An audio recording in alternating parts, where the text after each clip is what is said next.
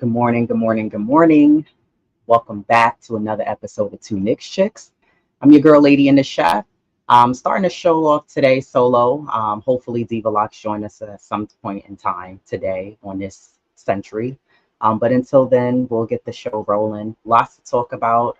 The Knicks have made some moves already. NBA season has ended. As I already stated that I knew the Knicks would start to make some moves after the finals were over, and the Knicks front office have done just that. So the Knicks front office have definitely made some moves. Um, it's funny because I was actually speaking to someone from the New York Liberty in regards to me getting tickets for the game, and the guy asked me before we finished the call. He asked me, what do I think about Mikal Bridges, which I thought was really odd because I was like, okay. And I was like, yeah, I really like him. I think he would be a great fit for the Knicks. I said, but I don't think the Nets would let him go because I was under the assumption that the Nets would want to build around him, even though they really don't have much other talent around him like that besides Cam Thomas. Um, and I told them, I said, but what I did say was, I said, but money talks. And the Knicks have done a great job at negotiating really solid deals on this team at a low cost price. Um, so the Knicks front office, kudos to them. They've done just that. They've acquired Mikal Bridges from the Nets. This is actually the first deal that the Knicks and the Nets have done since 1983. So it's been what 41 years since the Knicks and Nets have done a deal together. And again, shout out to the New York Knicks front office for being able to acquire Mikal Bridges from the Nets. Now, this deal did cost the Knicks an enormous amount of draft capital, right? So how the deal went down was the Knicks got Mikal Bridges, the Nets got Bojan Bogdanovic, which I didn't see the Knicks keeping Bojan. While he's a great shooter, he's terrible defensively. And this Knicks team, especially coached under Thibodeau, is very, very strongly pressed on playing great defense. And Bojan Bogdanovic is just not a great defender. I mean, let's call a spade a spade. He's just not. The Nets also got 4 unprotected first round picks for 2025, 2027, 2029, and 2031. They also got another protected first rounder from the Milwaukee Bucks in 2025. They got 1 second round pick in 2025 and an unprotected pick swap in 2028. So since the New York Knicks are taking on more money than they sent out, the team is hard capped at the 178.7 million first apron mark. So keep that in mind. Um, Me, honestly, I think with the Knicks holding on to so many draft picks, maybe this is the reason and why the Knicks have done this, and maybe this is why they've held on to so many of those draft picks. I'm not saying Mikal Bridges is a Kevin Durant or he's, maybe a healthier version of a Paul George. I think that's one of the pluses that Mikal Bridges does have is the fact that he's actually a healthy player. He doesn't misses any games. And I'm knocking on wood right now because this is the reports that a lot of sports reporters have been saying and talking about is how Mikal Bridges is a very healthy player. The man admits that he eats Chipotle every day. And listen, I'm not knocking him. I'm not a big fan of Chipotle, but do what you do, sir. But we know that Mikal Bridges can score, and this is something that the New York Knicks need. We need another solid, bona fide scorer on this team. The scoring can't just rely on both Jalen Brunson and Julius Randle and OG Anunoby. Sure, you have guys like Josh Hart, but Josh Hart is more of a glue guy. He does all the little intangibles that this Knicks team need. And then you have the big ragu, Dante DiVincenzo, who can explode and give you 30 points on any given night. He didn't do really well in the first round series against Philadelphia, but in the second round against Indiana, he's what helped kept the Knicks in the game, right, in that specific series. But I think with Dante DiVincenzo, he has moments where he can be a little streaky.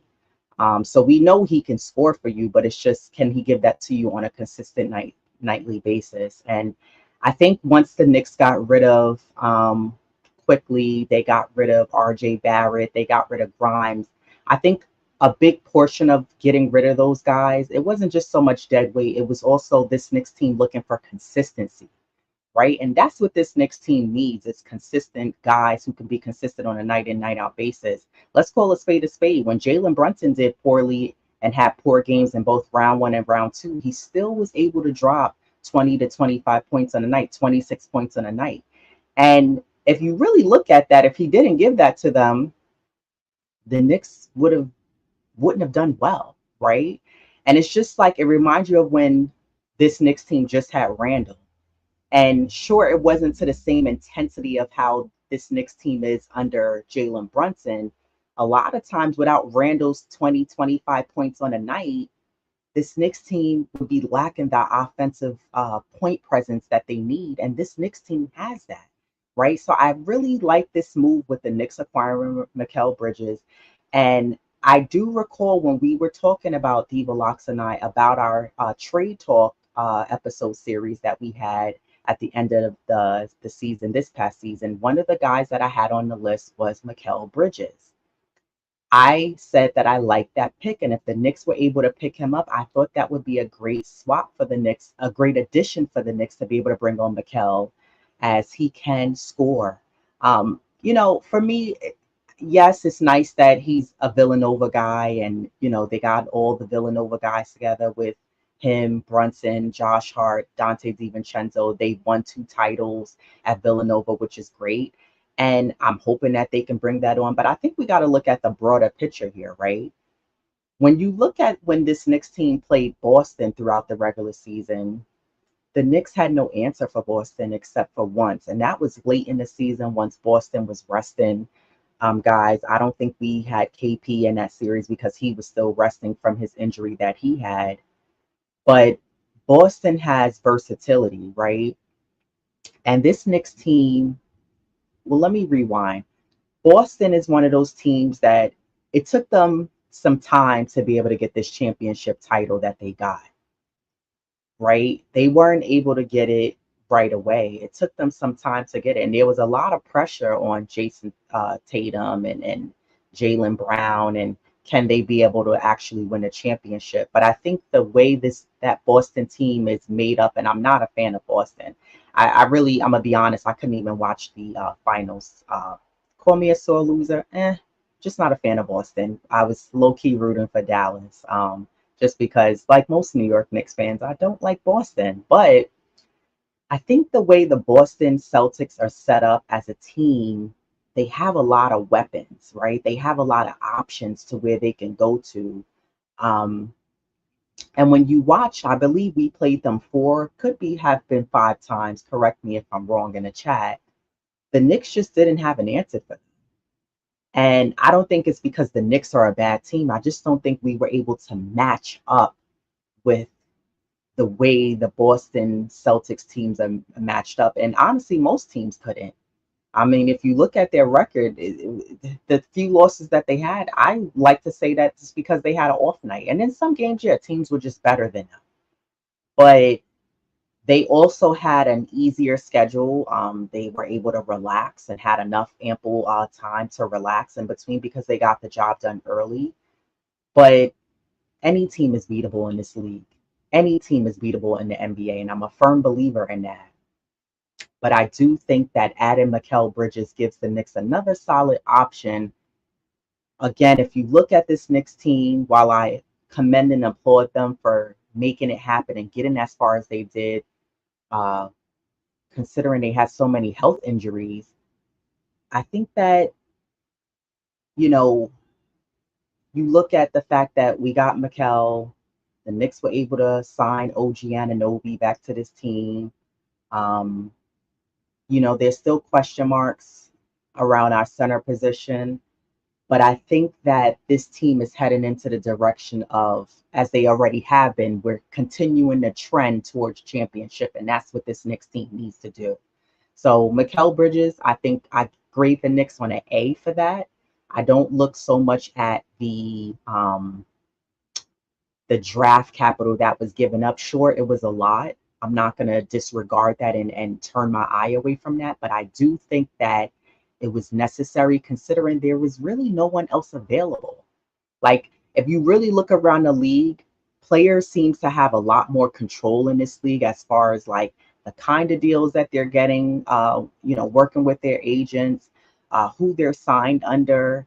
And there's no more really like how the Warriors were able to create this super team. Like there's really no more control of that like in the league anymore. There's really no more of that rather. Like now the players are calling a shot. And then sometimes you see, when you go to your favorite sports blog or you look on YouTube and you see breaking news by ESPN or wherever you find your sports news, and they'll show like players who were able to get the bag and they're getting these 4 or 5 year deals for these huge amounts, hence OG Anunoby. Um, it just shows you like the trend of where the league is going, and where the control is within the players. I grade the Knicks on an A for acquiring Mikal Bridges. I thought that was a great acquisition for this team, and this is something that this Knicks team needs. Moving on, I did mention OG Anunoby. The New York Knicks did re-sign OG Anunoby to a 5 year, $212.5 million contract. That actually makes OG the highest paid player in Knicks franchise history, right? Shout out to OG. Now, my question is for you guys in the chat. Did the Knicks overpay OG Anunoby? Was that too much money for OG Anunoby, or is OG worth it considering the Knicks were what, 20-5, I believe, with him, or 20-3 with OG playing on the floor?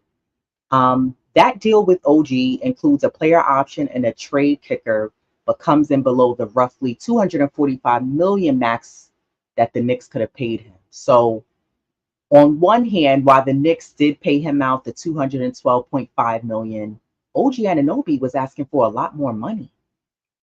He was asking for a lot more. So again, you kind of have to look at the front office and say, well, these guys did a great job at bringing the contracts below what the player was asking for, right?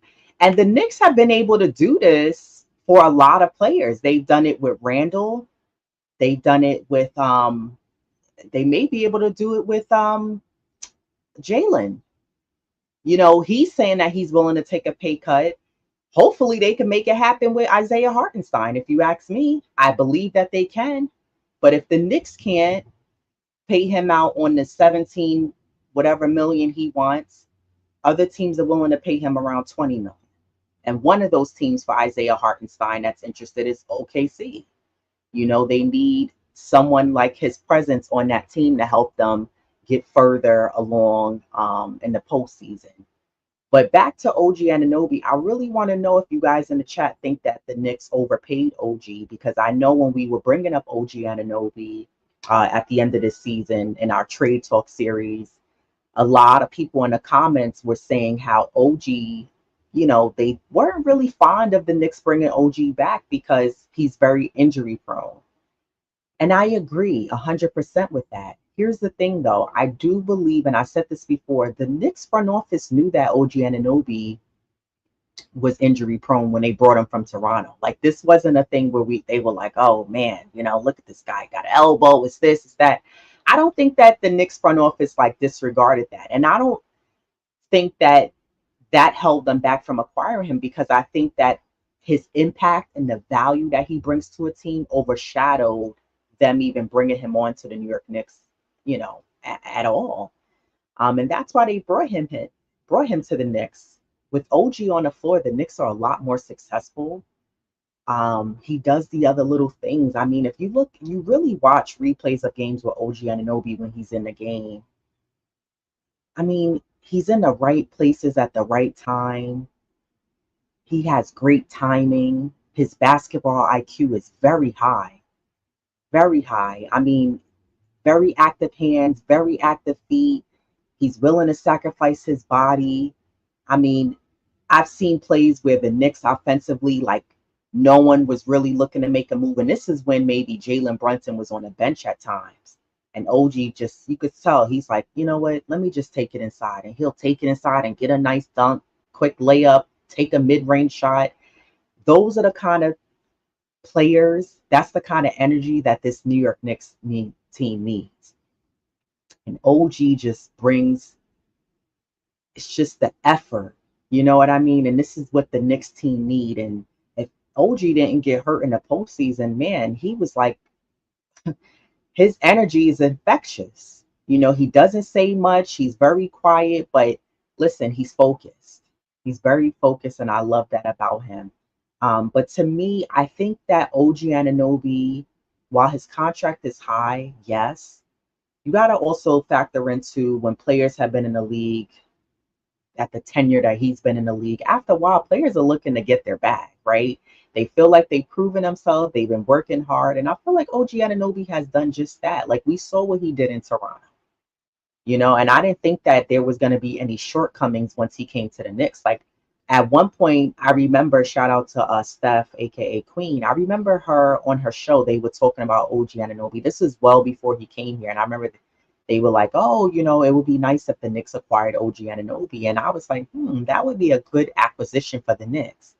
So when the Knicks got him, when they did that whole RJ quickly trade and they got OG, I was like, wow, like this guy could bring something here to this Knicks team. And OG Anunoby definitely fits on this New York Knicks team. Like he fits like a glove.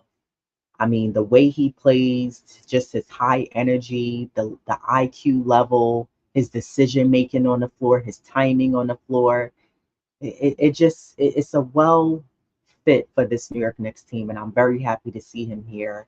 Um, and honestly, as far as him being injury prone, here's my thing with OG Anunoby. If OG can give us a solid 60, 65 games in a regular season, right, and say like he sustains an injury, and maybe it's more of a minute, minor injury, but as long as he can get healthy and bounce back for the postseason for us, I have no qualms with that. I'll take it because at least he was able to play majority of the regular season. He gave us 60, 65 games, and maybe okay, he's out for 15, 20 games or whatever, or about, yeah, 15 or ish games he's out. I'll take that. I'll take that. And then but he can come back, be a force in the postseason, come in strong, give us what we need. We keep moving from round one, round two. We get into the Eastern Conference. Like I'll take that from him. You know what I mean? That to me is like, I'm not going to fault him. Now it's different if he's the regular season. He's only able to give us what, I don't know, 45 games, if 50 games. That's a problem. That's a problem if you're missing 59 games, 60 games. You didn't really give us anything. And then you still can't play in the postseason. That's an issue. But I don't think that that'll be the case with OG Anunoby. I think especially having all this time from the Knicks ending in round two, leading up to into next season to rest, I think that he'll be able to come in strong and give us a solid season. And the same applies for Julius Randle, who will be reevaluated in September for his shoulder. I saw Julius was on Carmelo Anthony's podcast, and they was asking him, fans like percentages, like where are you? And he laughed and he said, nah. He just kept saying, I'm good, I'm good. He said, he didn't really give a solid percentage number, but he said that he's looking forward to next season. And they did ask him how he was sitting on the bench watching the Knicks play against Philly and then Indiana. And I said this on one of our podcasts. I said Julius looked like he wanted to go out there and play. And then he said, yeah, he said, like, I just wanted to get out there and help them out and play and get on the floor. And he said right now, Julius Randle said where his mind state is that he wants to win a championship. He said, I've been in the league 10 years now. I'm ready to win a championship with this league. And I really believe that this upcoming season is the next year to not just win a championship, but go further than where they did. Unfortunately, we have to deal with health issues and health problems with players. So I don't think that we'll still have to continue to deal with that. But right now we're talking trade talks and what this Knicks team has done. And where they've gone. Let me look at the chat. Salute to Walter Blackman, always showing love. Good morning. Waiting on the show. Walter Blackman, thank you for joining. You're always here. Marcel Montgomery, salute to you. Paula Bonner, salute to you. Thank you for joining back. AP, always showing love. Say good morning. How about Jalen Brunson and Tyler Tavern? I know on WWE, I saw that clip. I was actually going to post it before I started it to clip it. I thought that was pretty cool, that they both were on WWE. That was pretty dope. Paula said, yes, it did. It did take them a while drafting and signing players. Yeah, it did. Pablo Dimas, salute to you. Said, good morning, lady in the chat. Good morning, Pablo. Jean Mark. Hi, lady in the chief. Hi, Jean. Good morning.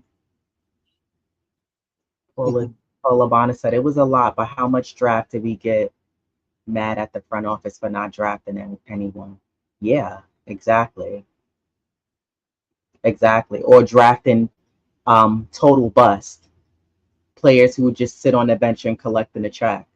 And this front office is not about that anymore. And that's what I think is like a real turning point with this Knicks franchise as a whole. Like before, when it was full Dolan control of the ownership, it just seems like everything was up in lock and chain, and even like the scouting. I used to be like, who's doing the scouting for the Knicks? A blind man had to have been doing it because I don't remember who said this one time a few episodes ago. They said, oh, sometimes in the draft, you'd be surprised you can find a jewel of a gem of a player that you least expect. And the Knicks couldn't even find that.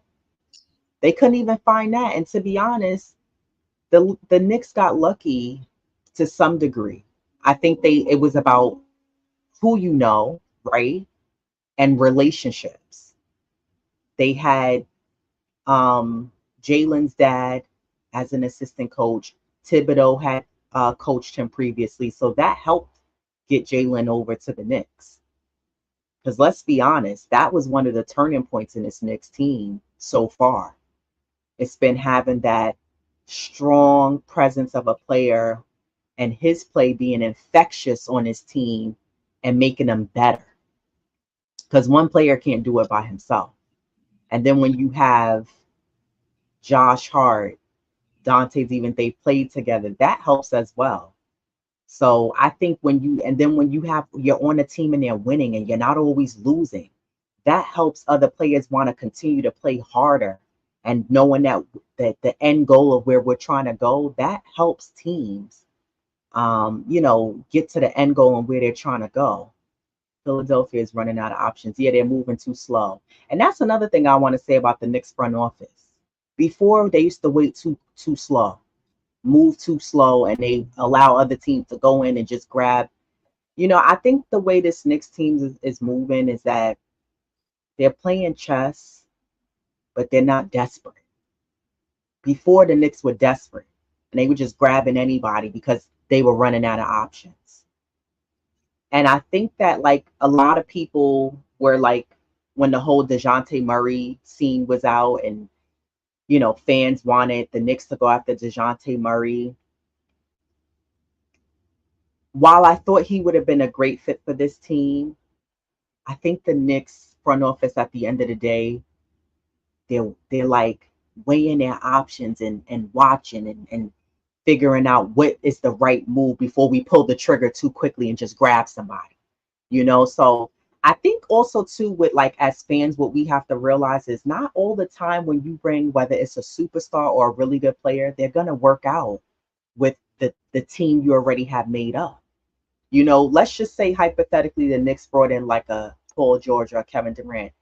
Would they work out playing with Jalen Brunson and Julius Randle if they still kept Julius Randle because of contract reasons? But Jalen Brunson, would they work playing out with Josh Hart? That doesn't mean that that's going to work. Sometimes it doesn't always mean that you have to bring in these like high profile players. I think you need to bring in guys who's going to be actively ready, who can play their role, come in and get their job done and do their job on a night in, night out basis, and know that the end goal, to stay focused for the end goal, and that's to win a championship. And that's where this New York Knicks is going. He's worth that to us. Look at what Toronto is paying IQ. It's what their players worth to that team. OG gave a discount. Yeah, he did give a discount. And I think also you have to shout out the Knicks front office. They've been able to get players to go lower than what their asking price is. That's not easy to do in this league. When guys have their number in mind, and this is why they have agents, that's what they're looking for. And this Knicks team, this Knicks front office has been able, there's been several players, and I believe I saw the article on Posting and Toasting, which I love their website. Shout out to them. But they were listing all the players that the Knicks have been able to, within the past 2 to 3 seasons, have been able to get them to, and Julius Randle was one of them, have been able to get them to agree to a lower number than their asking price on their contracts of what they've been asking for. So Walter Blackman said, I'm hoping OG can stay healthy. I think we all are. You know, we pray that all the Knicks players can remain healthy, that all Knicks players can, you know, I think the only player who I'm going to give a pass is Randle, because Randle's not injury prone. He's dealt with twice dirty players who've been, have created dirty plays for him, and you know, gave him a major injury that he's had to lose time in a season, unfortunately. And it's so funny because both injuries were from Miami Heat players. The first was Bam Adebayo. The second was Jaime Jaquez. You know, it's unfortunate. So yeah, I agree, Pablo. I think the OG deal was a fair deal, and it was under what he was asking for. And we got to look at the value and the impact that OG Anunoby brings. Do you agree, lady Diva Locks, that the OG deal was fair, and that, I don't know if you know the final the numbers, but he was originally asking for 245 million. The Knicks got him at 212.5 for a 5-year deal. Oh, definitely. Well, first of all, good morning, chat. Sorry, I'm just now chiming in. I had some other things, but I'm here. And I'm glad to be here and welcome. Yeah, I definitely believe we got him at a discount. And I'm happy he signed with us because, you know, he will definitely make an impact. Mm-hmm. Definitely hope, not just him, but everyone stay healthy on the Knicks because, and maybe, with the signing of him and just everybody, now Debo being relegated back to the bench, Josh, this is like a strong roster. But now I want to look at it on the flip side. Mm-hmm. And I'm playing devil's advocate. I mean, I think I mentioned it to you.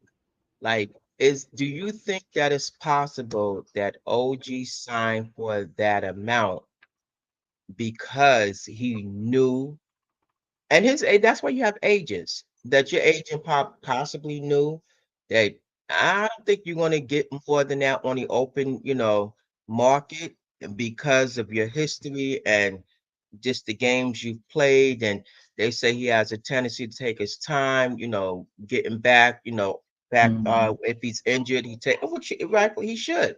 He knows his body better than anybody. But is it possible that he signed because he knew he couldn't get the max? Um, I think that's a good point. I think that that's possible. I think he treated it like a bidding war for but real yeah, estate. He started off high, but knew that he would still end up in that 200 range of 210, maybe 215 of where he wanted to be. And I agree. I think that his agent probably was like, you're not going to get that. Like, teams, all teams in the league are looking at you like you suffer injuries, at least one, maybe two in a season, and it takes you a while to get back. And I don't think that this Knicks. I think also too, like when his agent was getting back to the Knicks front office was like, we're not, he's not getting that much from us. yeah, Like, and remember, I truly believe that. again, you want to see what's out there, the open market. And I agree with Pablo Dimas. He wanted to be a Knick, and that was one of the reasons why he came up, because we don't know what's behind those closed doors. You know, he knew he was going to sign next season. That was the reason why he came over. He's a CAA client. Leon Rose, I think his son is his agent or whatever, or not even that. He's just a CAA client. So his heart of hearts, he knew he wanted to stay a Knick. But again, you have to test the waters. You got to bet on yourself. Nobody else is not going to bet on you. But overall, hey, I don't care what he signed for. I'm just glad he's a Knick. And I'm glad nobody else did snatch him up, because let's face it, if he would have went somewhere else, man, he would have tortured the Knicks, man. Because he's that true solid player. But regardless of what he signed for, I'm just happy he's a Knick. Yeah, I agree with that. I'm so happy that the Knicks stayed aggressive and acquired him, kept him around and re-signed him, because that would have sucked, man, to see OG go to another team. And let me tell you something, OG's no bust. Yeah, Plenty of teams I'm sure were interested, but the Knicks kept their foot on the pedal to the metal and they said, we're going to sign him. Pablo Dimas, this is a really good comment. He said, this is a very competent front office. yeah, They never overpay and will offer a fair deal. I'm really beginning to trust this front office. And that I agree with that 100%. And that goes to the point I was just making about before, where it just seems like when Dolan just wanted full control over everything, the Knicks was such an awful franchise. they were. They brought in Leon and the other guys around him, and they're such a strong team. They're all locked in for the same goal and the moves that we're going to make. And you see it's working for this Knicks team. You see that it's working. This Knicks front office, they are like those extreme couponers. They are looking to get the best sale, the best deal that they can, and they offer fair deals. And let me tell you something. I think the reason why other front offices from franchise teams in the NBA should follow suit is because I feel like even if a player has proven themselves, right, as a player and what they can do, that means nothing if you don't have a ring. If your team hasn't gone far in the playoffs, to an East and Western Conference Finals, to a finals round, what does that mean? To me, a player needs to prove themselves that you can carry a team to the next level along with whoever you're playing with. So before I go dishing out all this money to you, what can you do for us as a franchise? What can you do for this franchise besides us just shelling out all this money? And I think that's a big issue in the NBA. I'm all for players getting their bag, but guys are getting all this money, and it's like, well, we ain't even going nowhere. We went to the first round, and that was it. We went to the second round, and that was it. Like, the goal is to get that ring. You know what I mean? Like, I could care less about the in-season tournament. I like many other New York Knicks fans, we want a championship. Yeah, So exactly. and that was the problem with the Knicks before. They used to pay guys out so much money and they were either on the bench, wasn't giving you the production when they were on the floor, and it was a total bust. Joe Kim Noah, we paid him all that money for what? Yeah, For he's what? on the beach every time you turn around. Yeah, Hold on, that's said, that. just wait. You're going to see how much other players are going to sign for, and then you'll see how good this contract is. Look at Jalen S. Who is that Suggs? No, from what's the kid from Paula, let us know who you're talking about. Gene Mark said, I would not break the bank for iHeart. There's some cheaper options out there. Wiseman, Mo Wagner, Luke Cornett. So what I would my rebuttal to that, Gene, is sure there's cheaper options, but what are those guys' stats compared to what iHeart does on the floor? that's how I say. Um, Can they do what iHeart did for this season? And yeah. You know, and also I, stay healthy. yeah. Because like Mikal Bridges, iHeart stays healthy for the most part. And I know there was a big thing. I can't remember one of our episodes we were talking about iHeart. I remember someone was very, I don't know if it was what's his name? What's his name that be in our chat? Um he not here right Oh, now. uh, Um Parish Duggar was going yeah. on about iHeart, his injury that he had. It was Parish and someone else, and they kept saying, but oh, I think it was Coach Sarr, and they were saying that Yeah. an injury. What was the injury he had? The Who? iHeart. It It was the was his. It was like Achilles. His Achilles. last. Yes. So they kept saying, oh, but that's an injury that a player is always going to have. But I think that what we overlook as fans, as Knicks fans, is that that's not easy to do.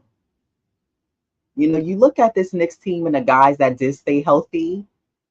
That's not easy to do for a full 82 plus game season. Because let's keep it real. The Knicks are not just playing 82 games. They're a playoff bound team now, right? They've established themselves as a playoff bound team, which is excellent because we haven't had this. We haven't. This Knicks team hasn't been known as a team that makes the playoffs. One, two. We have two center positions that's fulfilled on this team. That's Mitchell Robinson, who plays excellent defense. And then we have Isaiah Hartenstein, who's not afraid to get dunked on, who's relentless, who can give you that random, not confident yet floater, who can rebound the ball, who blocks the ball, et cetera, right? No, I haven't looked. Now, between both of them, they can't give you offensively wise the points as much. Isaiah Hartenstein could give you a little bit more because he also can knock down free throws and he can add the floater to his game. I wish he would shoot the three. I mean, he's capable of doing it. But when you look at, again, like how I explained with OG Anunoby, the value and the impact that he has when he's on the floor, no, he's no Jokic out there. But when you look, say, cheaper options, can Wiseman, Wagner, or Corman give you on a night in, night out basis, not even just healthy wise, but can they give you what iHeart's doing, those passes? The other little intangibles that he does, the risking his body to fly 3 rows in to save a basketball, the not being afraid to get dunked on. And don't get me wrong, I was very critical of iHeart. I thought he did a horrible job in round one against Embiid. Embiid had his way where Embiid couldn't do nothing over Mitchell Robinson. And that's where I get torn because I'm like, when you see if Mitchell Robinson can stay healthy, I would say keep Mitchell Robinson. But we've been dealing with this every year in Mitchell Robinson's tenure as a Knick. But when you look at what Mitch did against Embiid, Embiid had the second guess. But against iHeart, he was like, yo, this is a cakewalk. And then in round two, I didn't think iHeart or Precious Achua did a great job defensively against Indiana, against Pascal. And I just thought that the defense wasn't great. I didn't know if they were losing gas, the steam was getting low. I don't know what it was. It's because we didn't have you couldn't put Jericho Sims in. And he's another Yeah. one we talked about. Get rid of him. Why are we keeping him around on the bench? So, yeah, there's cheaper options, but why let go of somebody who brings such a high impact and value to the team when him and Mitch, they go hand in hand. They work well when they're on the floor. So I don't really think that getting rid of iHeart or not really, I don't say getting rid of him, but not re-signing him to the contract that he's looking for is a good idea. I think the Knicks front office need to figure out a way, and you can elaborate on the text that you sent me about the two players you mentioned that the Knicks could possibly move because you were saying with money wise. I know you were saying Deuce and someone else. Oh no, but I sent the text regarding I've seen, his name being thrown around, along with Randle, possibly moving Randle Hmm. and throwing in Deuce, because of contract wise, and also because of the value that Deuce has, and he could, make that contribution to another team. But again, it's you read the blogs, and nothing's concrete. It's just, somebody's writing an article. I don't know, just because or whatever. But it was just a article about, possibly moving Randall, and throwing in Deuce.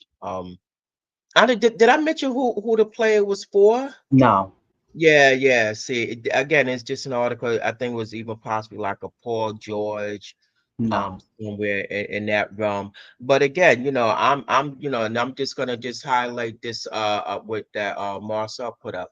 Again, it's not so much as like what the player can do. And that's also important. But again, it's the fit.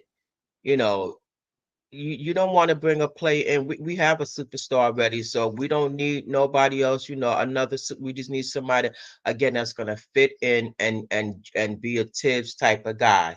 So that's what it's all about. And that's why I said, bring a Wiseman. Wiseman, he's definitely not. He hasn't done anything. What impact has he made? Hmm. Um, he reminds me of a Jericho Sims 2.0. I mean, he do. If that's good, you go with Jericho. Hey, let him shine or whatever. So again, it's all about the fit. Just bringing guys in. We don't need a superstar. We have one already. That's been established. We just need guys that's just gonna just again, the end goal. Put them egos to the side, and the- and compete for that championship, that Eastern Conference final. That's the end goal for all of them. I'm quite sure that's going to be written on the board, in the locker room. So Yeah. so Shout out to Waze Windu 007 said, I believe the Knicks are copying the 2011 Dallas Mavericks, beat you with team chemistry and quality team depth. OG plays defense on all positions very well. He deserves that contract. I agree. And shout out to you, Waze definitely. Windu. First time seeing you here. Subscribe to the channel. Those of you who are new here joining us, thanks for joining us this morning. You could be anywhere else, but you're joining us here. Typically, we are on Saturday mornings, but I noticed this is the second Sunday we come on, and we have a lot of people that watch us on Sunday. So maybe we should change our days to Sunday and come on, because it seems like more you watch us on Sunday. But let us know in the comments which day would be a better day for us to go on, Saturday morning or Sunday morning. Let us know in the comments. But I want to ask you, Diva, does that make sense to get rid of, before we get back into the trade talk? Does that make sense to get rid of Deuce? Because I don't think it does. I certainly don't. Because even when they signed that Tyler Kohler, yeah, he has to do the summer league and this and that. He has to earn his stripes. They say he's a Tibbs type of guy. Well, so is Deuce, and I truly believe, Deuce would definitely make an impact this upcoming season, because he's grown. You could just see his growth from when he first came on. Now last season, I Deuce is gonna have a lot of time, and to reflect and see where he can get better. I'm sure he's working on his game when he gets healthy, because he did have surgery, as I mentioned to you. So he's definitely gonna bring back value to this team. I would definitely keep him, and because he could be that third option, you know um definitely a good, addition off the bench. I hope they do, keep him, and just, just see what he can do, for this season, for this Yeah, I, upcoming I think season. I think Deuce has proven himself. Deuce is one of those players who stayed ready, so he didn't have to get ready when Tibbs was only giving him maybe 3 minutes a game. Deuce was chucking up a couple of shots. He was ready to drive to the basket. He also worked on his game. My only thing with Deuce is another he's a catch and shoot guy. Now, I'm curious to see with the this upcoming next season if Deuce has worked on his ball handling skills a bit more. Because one of the things that we haven't spoke about with the trade talks is that sure, Mikal could help bring up the ball, right? But one of the positions we were saying the Knicks front office needs to worry about fulfilling is a backup point guard to Jalen Brunson. And I haven't seen that really yet. So while Deuce does play a lot on the floor with Jalen, there's times where Tibbs will have Deuce bringing up the ball. And I think when Deuce brings up the ball, I was telling you this, I think sometimes his mental is so focused on being able to bring the ball up without a backcourt violation, without anybody stealing it, facilitating the ball, that it takes away from him actually playmaking or shooting, or Yeah. it doesn't seem like Tibbs runs a play where Deuce can pass it and then run around off of a curl, get a screen, and then catch and shoot. He's not doing none of that because Deuce mental is just so, well, let me just try to facilitate, make sure I'm passing it.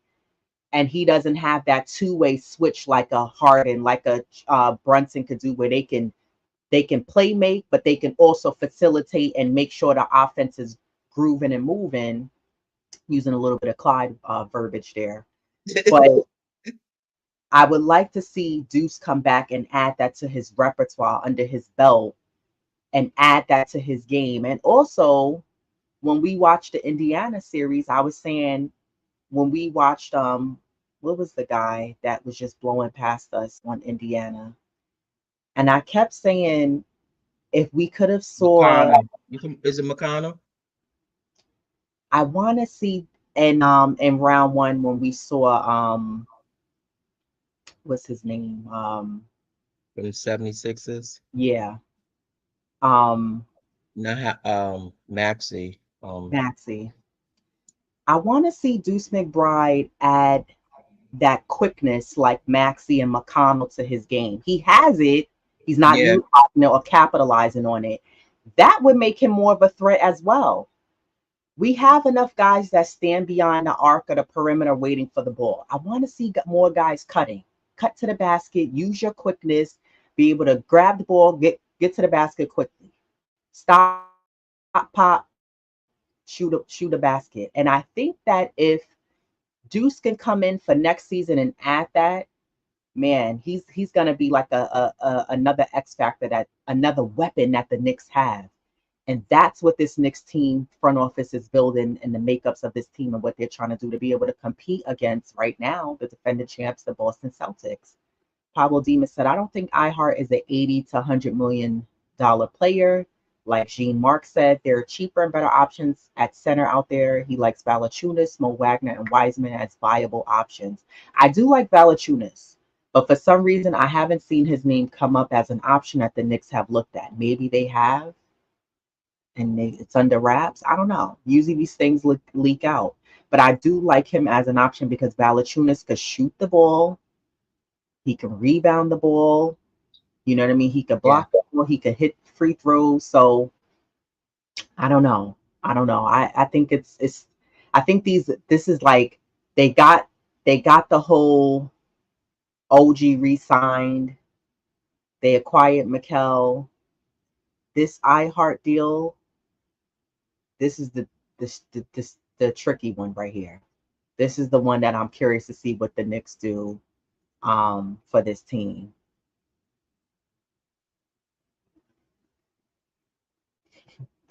It's a rough neck, as Raw Hebrew would say.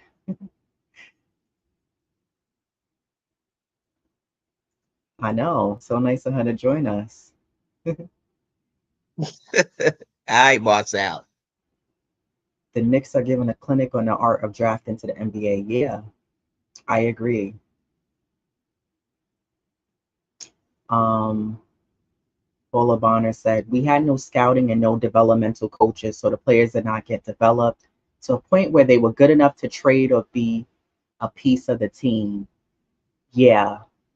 And I think that that shows with who we had on this team for sure. But I also think that where this Knicks team is now, they don't really, I feel like the roster spots for guys who need development is very low.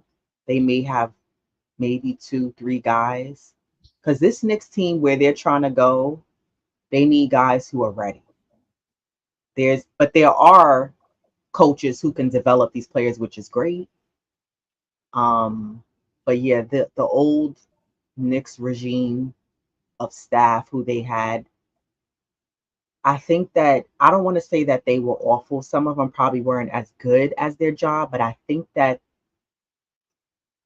the one man who was controlling, who the ownership wanted control of everything and wasn't allowing this to be a more organic um, focal point of let's move this change and move this into a better direction.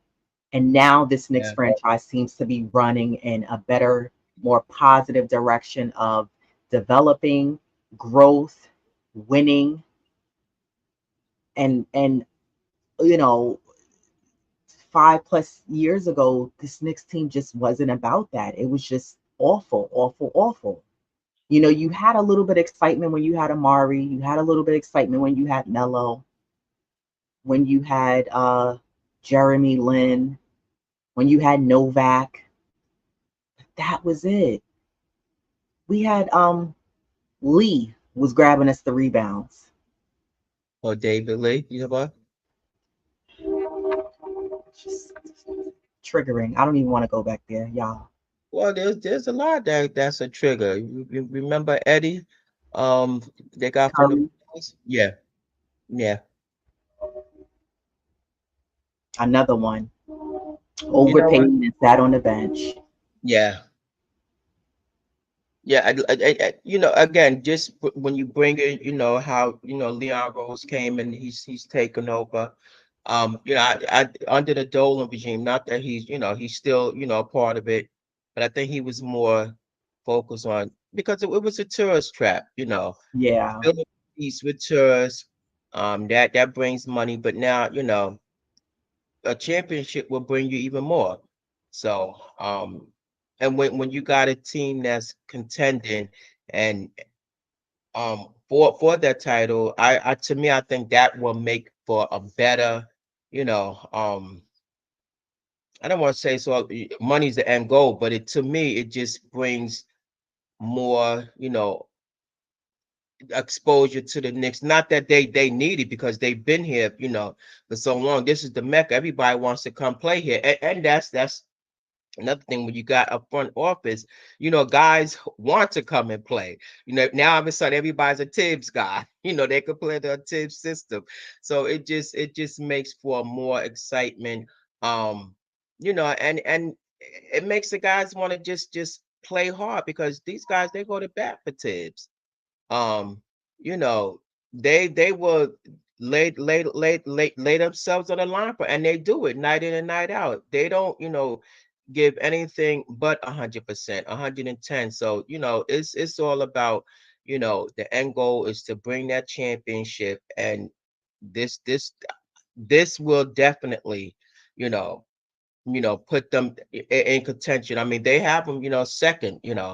Why can't they be first? you know they have them, yeah. second under Boston. So I think that this Knicks team,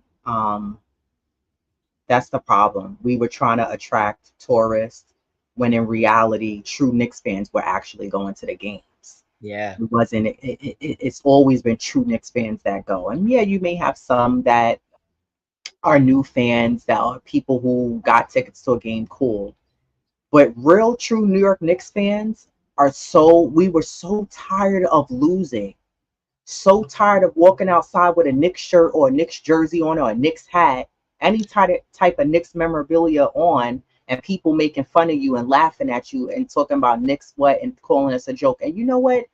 That still stands as far as people thinking and taking the Knicks as a joke. But keep laughing because we'll have the last laugh as Knicks fans, right? But I just think that like Knicks fans, we were so tired of the Knicks always losing. It's so draining. You rooting for a team. Remember when the Knicks used to get booed in the Garden? by their own Okay. fans. They used to get booed. I used to be watching it. I was like, is that correct? They, they, they were booing because it was just like, yo, come on, put some effort, have some pride. Yeah. Have some pride. And this team has pride. They're so relentless. How many times this past season have we seen the Knicks where there very few games where maybe they were down by 20, 25, and the Knicks came back and won the game? It feels so good to see the Knicks not getting blown out by 20, 30 points by a team. The Knicks being able to hold their heads high, just the intensity that they bring, the pride that they play with, how much they really want to win this championship for New York. And I can appreciate that as a fan. Um, I thought this comment was really good. Many thought we overpaid for Josh Hart and Jalen Brunson. How about them apples? Agreed. Yes, Agreed. exactly. I think Josh Hart has proven himself here as a Knick. He's another guy like Mikal Bridges. He stays healthy, and I think people to some degree underestimate Jalen Brunson and what he does, and the fact that he's able to stay healthy. He's the smallest guy on the floor and sacrifices his body every night. Keeps this team in a game. It says a lot. It's a totally different front office. This would never happen before. Players would come here to get paid, and yeah, so true. Players knew they could come to the Knicks and they were gonna get paid because the Knicks were just giving out money. You get a check, you get a high contract, you get. That's how it was here. Um, Parish Duggar, salute Parish. Said we gotta go cheaper and possibly even better. I heard Mason Plumlee for 1 second thing. Randle is replacing iHeart in most small ball minutes. See, here's the thing. Let's say like the Knicks can't sign Isaiah Hartenstein, which let me just bring up what Isaiah Hartenstein. This is where the Knicks' attention is now. It's towards Isaiah Hartenstein. He's a free agent. The Knicks have their early bird rights to him, meaning that they can only give him 75% raise for next season, which would amount to roughly $16.2 million salary and a $72.5 million over 4 years. He's expected to receive bigger offers from other teams in the open market, which would further complicate matters for the Knicks. Um, Being that the Mikal Bridges trade hard capped them at either the first or second luxury tax apron, depending on the final structure of the deal. We already spoke about the hard cap. So this means that the Knicks may have to shed salary in another deal to make a serious run at keeping Hartenstein or otherwise supplementing their depth. Now, let's just say the Knicks can't keep Isaiah Hartenstein, can't give him what he's. Our iHeart, for whatever reason, doesn't agree. He's not willing to take somewhat of the pay cut, or maybe I feel like if Isaiah Hartenstein does, it's because he sees the direction of where this next team is going and he wants to get the championship, right? Because for a lot of players, it's about the money, but it's also about getting a ring and your tenure as an NBA player. If the Knicks can't keep Isaiah Hartenstein, then Randle is going to have to eventually be playing at times the five. Because what you going to have Mitch? If Mitch sustains an injury, you're going to have Randle at times playing bully ball and playing the five. How do you feel about that? You asking me? Yeah. Me, I again, me, I'm like, most fans. I definitely hope they can sign iHeart like they did OG. I'm not, Randall should just play his natural position, which is the four. He can play the five, but that's not a strong suit. Now you like you said, you bring in Mitch. Okay, now what if? Now you got to deal with the what ifs. Who, like you said, now you move Randall to the five. OG can always, move up. I think that's just gonna put too much, like, on them, and now you start, and it's a lot of wear and tear. The guys can start, wearing down. Um, because like you said, if we know Mitch, where he's at, health wise. He give us a few games, and now he's down with an injury. Do you bring in Jericho? Um, No. they haven't even, with pressure. So what's the status with him? So things like that. I'm not happy because it just brings like too much on the body. Just trying to defend, and now he's because he plays a bully boy. And you got some big fives out there because Randall, what he's 6, what, 6'9", 6'8". So I definitely, I'm not happy with it, but if that's the route they're going, and let's hope Mitch can stay healthy because it's Yeah. contingent upon Mitch's health also. Yeah, and I think that's the question that the front office has to keep in mind. While they have Mitch at a great contract, I think it's about Mitch being able to stay healthy in terms of what do they do as far as keeping Mitch. I'm torn because the only thing that makes me want to get rid of Mitch is the fact that he's too injury prone and misses too many games for us throughout the season. But then on the other hand, I look at what he does and how effective he is and his presence on the defensive end and allowing us to get the second chance points, second chance opportunities, offensive boards, defensive boards. He's just a monster. But I think you said something that's really key. I think part of what the front office is doing here, as far as who they're acquiring in the trade, and especially like when Mikal Bridges coming here, re-signing OG Anunoby, I think it allows players to play in their position.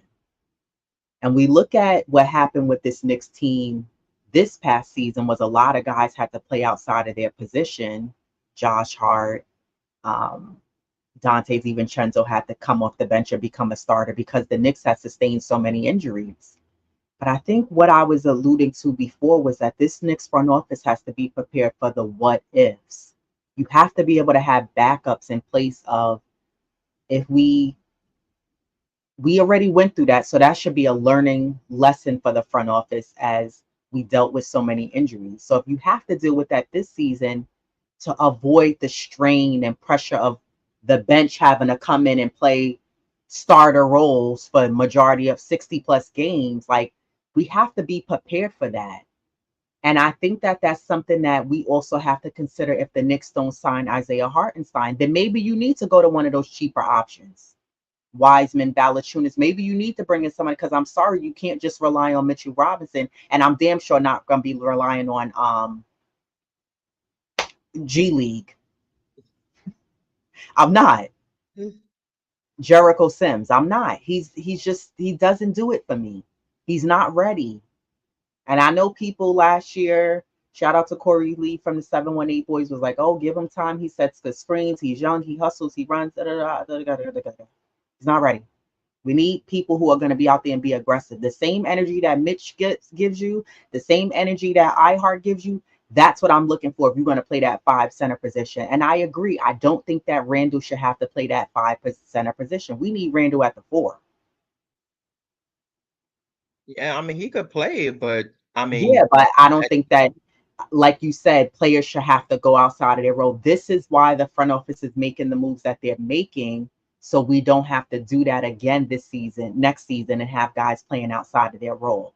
Yes, OG can play several different positions. We have several guys who can play several different positions, but I don't know. I think another player we haven't really spoke about too with the trade talk that they need to possibly figure out what they're going to do with is Precious Achua.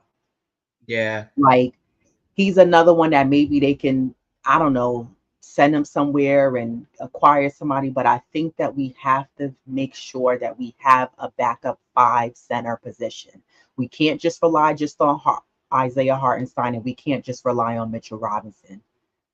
Salute to Johnny Davis. So you think for Hartenstein, it's he's been here, been there from the beginning. OG came later and got paid. Um, I don't think so. I think it was their contracts that led up to who got, because Isaiah Hartenstein's contract, he was still under a contract when he came to the Knicks, and his was like low. He went to the Knicks, and then OG, I believe he was OG a free agent, or he was a becoming one when he came to the Knicks. So I don't think it was so much how long Isaiah Hartenstein had been with the Knicks, and then OG coming later had to do with their contracts itself. I just think that they were respectively in their own contracts, and you know, once this season came to an end, the Knicks front office had to figure out who they were going to be paying. Immortal Cuts, salute to you, said iHeart is great on the offensive glass, block shots, and his floater is key. My first time watching y'all, I had to sub. Salute to you, Immortal Cuts. Thanks for joining us.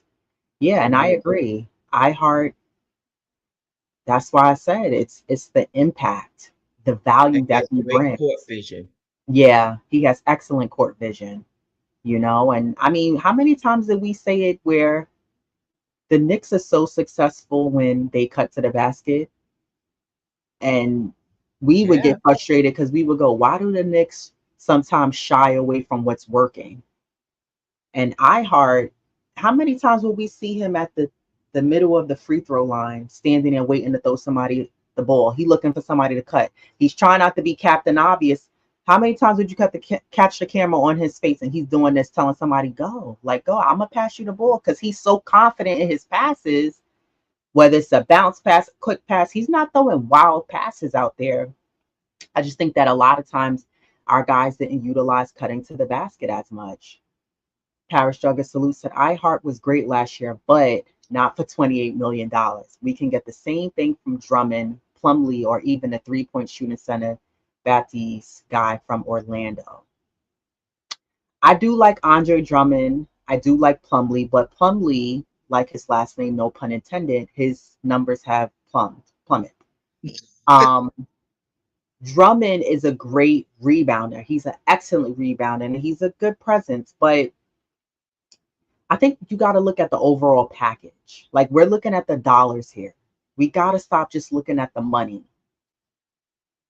You know, like, I know that's a big factor in it, and the money is, but we can't just keep looking at what the player's contract or what they're asking for that's holding us back, like, from acquiring a player. And I'm not disagreeing with Drummond or Plumlee, but Drummond, I think, was on our list of trade talk episodes of a yeah. guy that we would bring in, but I'm not sure about when you look at them as a overall, like a total package.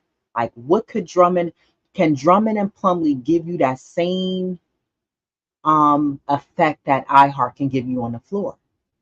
I think that those are the questions that you have to ask. Like, I get that we're trying to save money, and trust this Knicks front office does an excellent job at being able to save money. They're not just giving anybody a high paying contract. They're not. They want people. I think because this Knicks team has been so bad for so long, they're like, we're not giving you all of that money. You got to prove that, get us a championship, and then we'll talk. We'll revisit that and give you more money. But for right now, this is what you're going to get. This is what we can pay. This is what we're not going to lowball you, but we're not going to pay you $300 million or whatever, you 250 million, what you're asking for. Like, this is what it is. And I think that for some players, you know, sure, maybe, if I would hate to see iHeart go, but if the Knicks couldn't match him and he goes to OKC, they're not a horrible team. They're a young team, and they're only going to continue to get better. You know, but that says a lot about that player. iHeart has value. Other teams are looking at him because they watched what he did last season. This guy is not a bust. He's not a random that would just, trust me, we can go worse, folks. We can go to Jericho Sims and be in pain watching games. Pain. Johnny Davis Salute said, if only Mitch was better from the line. You know, here's my thing. I used to just rant and rave on this podcast about it. I wish Mitch would work on his game a little bit in the offseason, like work on one move. See how iHeart just got the floater? I would Mitch, just one move. I don't even need to see a flow, just something simple off the backboard. Work on the free throws. Mitch has been with the Knicks for a long time and hasn't worked on Yeah, anything offensively to his game besides just making sure he keeps in shape. And if you ask me and be honest, I think Mitchell Robinson waits to the last minute to start to really get in shape. I don't know. He was on the roommates podcast talking to Jalen and Josh about his name being caught up in the trade rumors, and Mitch looked like he was in good spirits. Mitch is like, I'm good either way. I'm good either way. Like I'm here to stay. It is what it is. Um, you know, Knicks will be 2025 and 2026 champs. Salute to you, sir. Said, are you willing to trade Deuce to keep iHeart? Hmm, not really. I think Deuce is a key piece to this Knicks team. I'm not willing to trade him to give up iHeart. I think that he's part of the makeup of this Knicks team, and I don't think that giving up a player like him, like you give up Bogdanovich, you give up Alex Burks. I don't think you give up Deuce. You give up Jericho Sims. I don't think you give up Deuce McBride for iHeart. You agree? yeah. I mean, I would, hate to see I go, but there are other guys that can do what he do, not in the exact fashion because he was a big part of that championship run. It's not discounting to what he did and the contribution that he made, but at the same time, if you're not able to match him salary wise, to throw in Deuce. I mean, I don't want to see that happen, and I would definitely love to see Deuce stay because, he's another one. He's only gonna get better. They keep hollering about Jericho. I see in the chat, but Deuce is definitely gonna get better. I mean, his minutes went up. Just the contribution that he made. But if you can't keep iHeart, at the expense of Deuce, I would go with Deuce and and look elsewhere for that center. Um, even like you said, Drummond. There's times where he can average a double double. He's not afraid to shoot. He's a threat down low as well. So if need be, then I would opt to keep Deuce. To be honest with you. Yeah, I definitely would keep Deuce. Kevin Bean, salute to you. Said, but won't Mitch have to be traded if iHeart takes the max money we're offering him?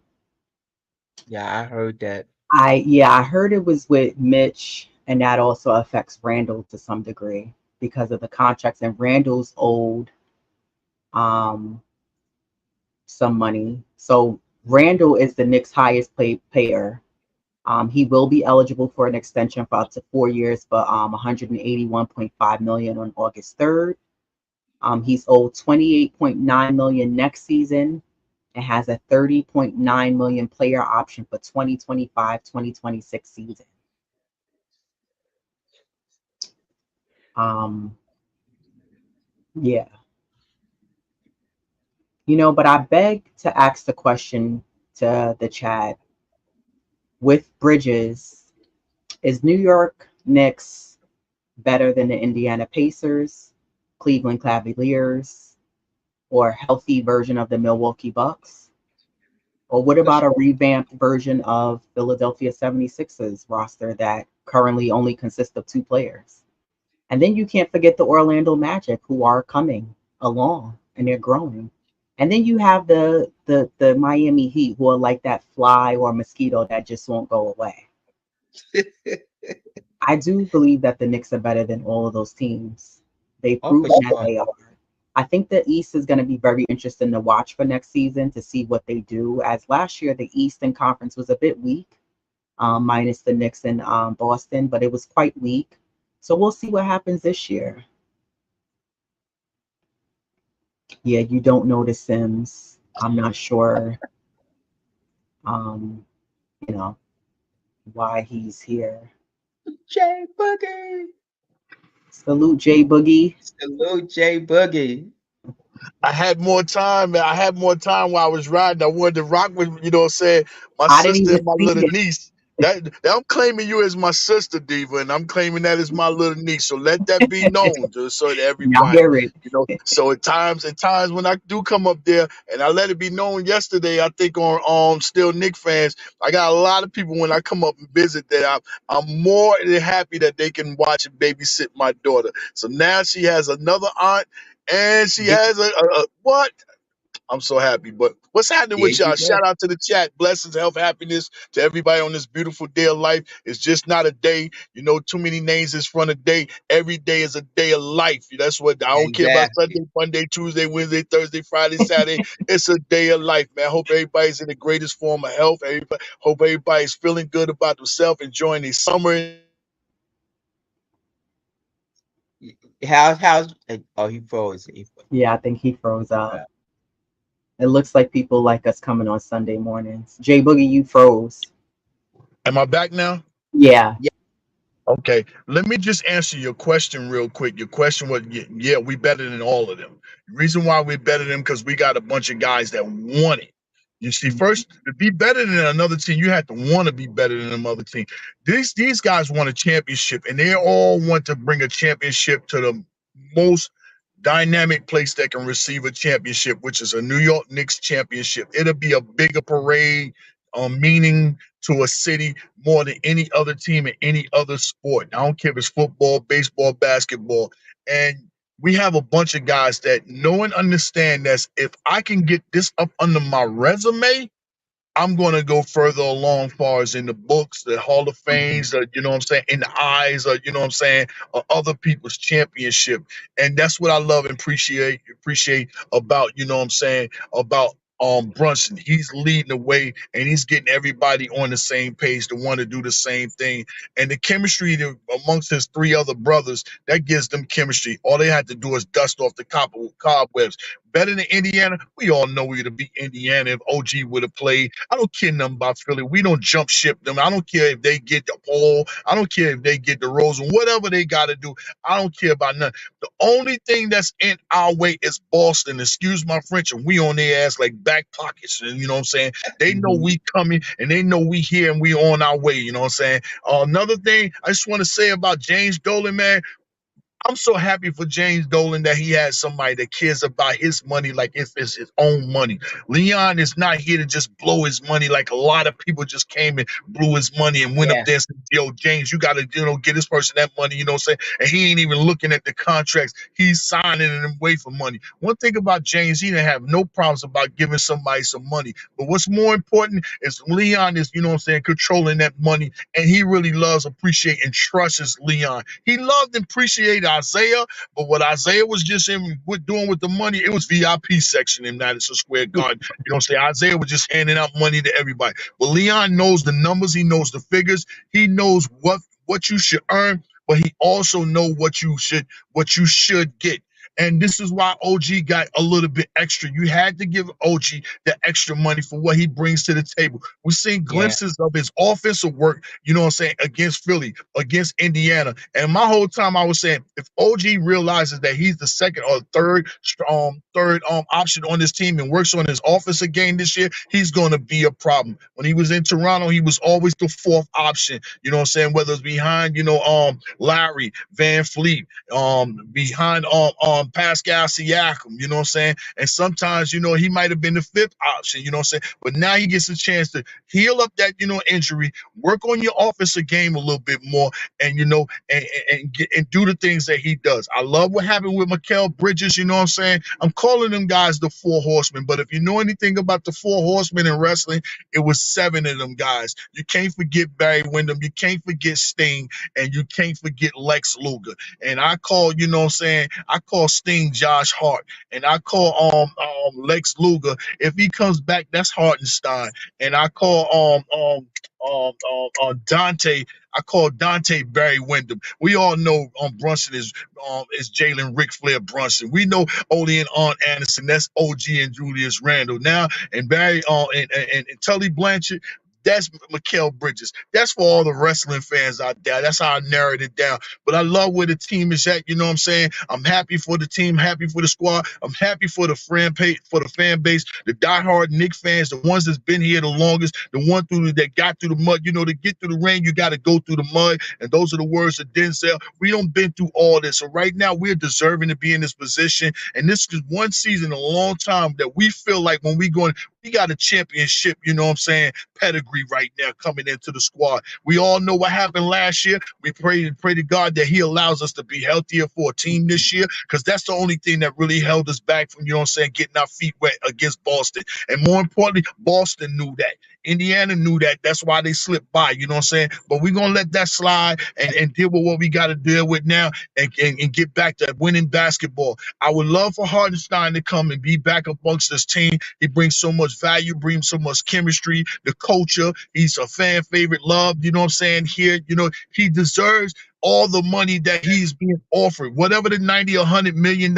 If he goes there, salute you, King. I appreciate you. I'm not going to be one that's mad at anything about it, because he worked hard for that money. You know what I'm saying? Remember the time when his Achilles was broke down? His Achilles weren't all that good. He still was continue on playing. And all I kept praying, you know, during that time, please don't let it pop. Please don't let it pop. Let him work, you know what I'm saying? He got a contract coming up, and all that right there came about, and now he's getting a chance to receive the money, the glory that he has, you know what I'm saying? Yes, we all would love for him to be here, but he's earned to be in that spot right there. And you got to realize it was a time where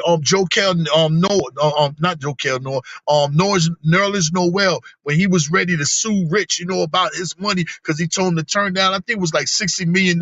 He was like, don't take that, you know, I'm gonna get you more. And he never seen more like money like that at all. And that hindered him far as, you know, mentally far as his game. I think he really didn't care about basketball because he missed a big paycheck.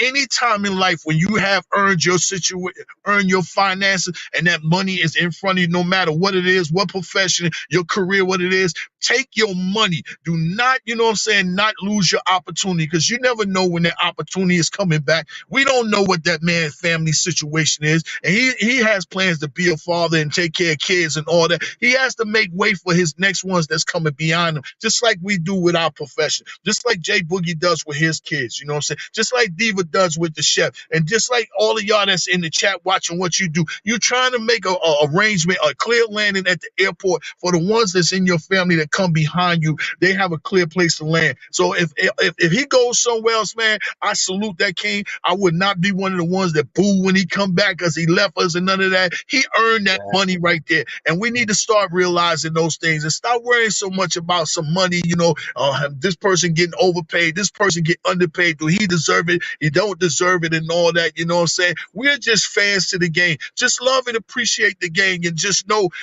for a fact that, you know, Leon is 100% for the organization. Leon is 100% for the fan base. And guess what? He has a man that's up there in that office that got buku money, that don't mind giving that money. But now he's more happy to give money away because he know it's in the hands of somebody that can take care of the money situation. But I just wanted to come up here and rant, just let you know I love y'all. Y'all have a beautiful Sunday. Enjoy your day. Enjoy your life. It's summertime. I know it's hot in New York. I'm in Carolina, but at least we got more trees. I got building. They don't bring enough shade. Go on a vacation somewhere. I'm getting ready to go on another vacation coming in the week. Me and my family going to Disney. Anybody that's in Florida, DM me, you know what I'm saying? DM me, you know what I'm saying, through Twitter or whatever. I'm coming out there. I love to meet the people. I love to meet the fans, because without the fans and the people, the organization is not this big, you know what I'm saying? What's more importantly is the fans. It's the fans in the New York Knicks organization that provides the love that we all, you know what I'm saying? So everybody, man, I love y'all. Diva, my sis, you know, Chef, that's my niece. Y'all stay blessed. I love you all. Peace, two fingers stuck together, never separate us. That's a whole cake when you pull it out. And Mom's cut that slice of cake. It's separate. When you be like, I want a piece. I don't want that piece. It was together. PEACE, man. God bless you all. Salute, salute, salute. 3 capital S's. Salute to you, Jay Boogie. Always Thank showing you. love. Yeah, no doubt. Thank you. And enjoy your summer, Jay Boogie. You know that's not the last we're gonna see Jay Boogie. He gonna be on more episodes. Salute Yeah, I to the know. chat. Y'all on fire today. It's 94 people watching. Let's get the likes up. Hit that like button. Hit that Aj button, as Aj says. Um, Nick Yak said, with OG and Bridges, Mitch won't have to run all over the court with them defending and staying healthy. Yeah, and that's a good point.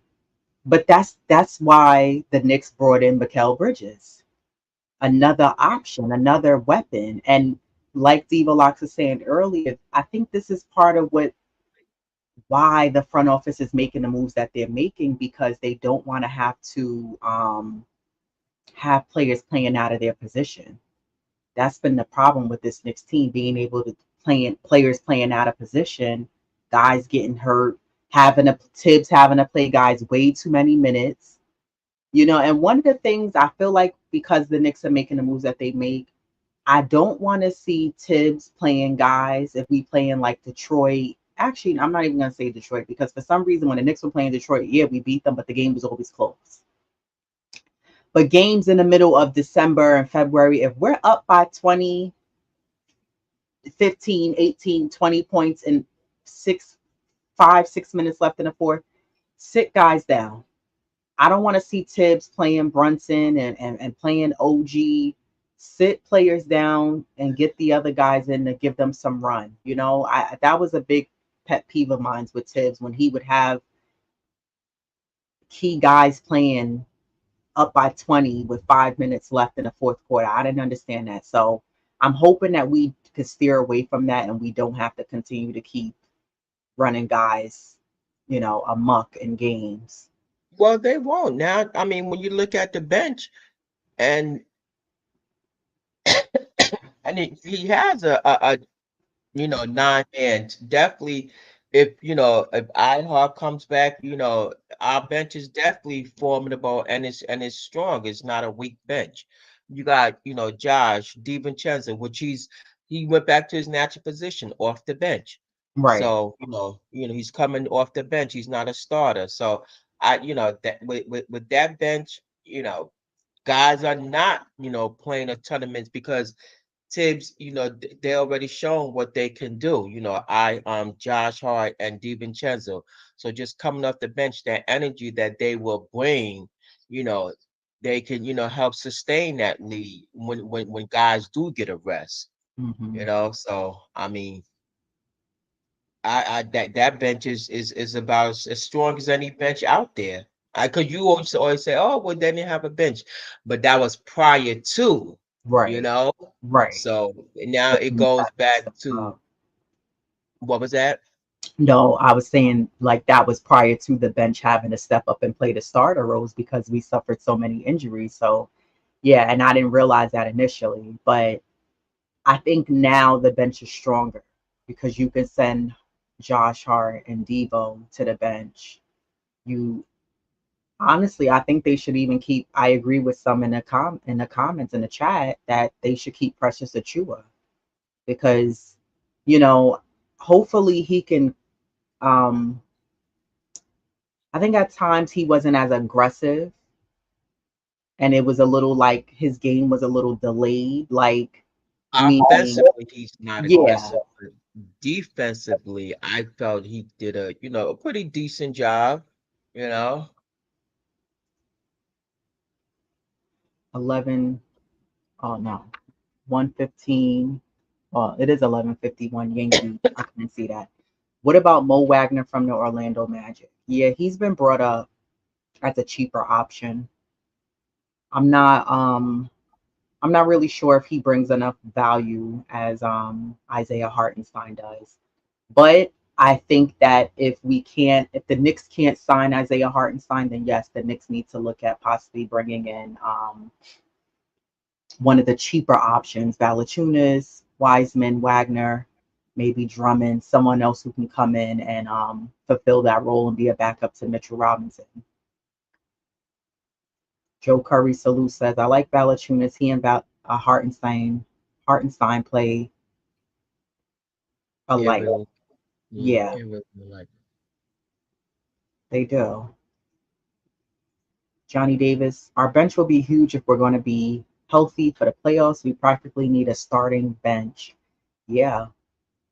And we also need a bench that we don't need to feel like Tibbs has to hurry up and put Brunson back in.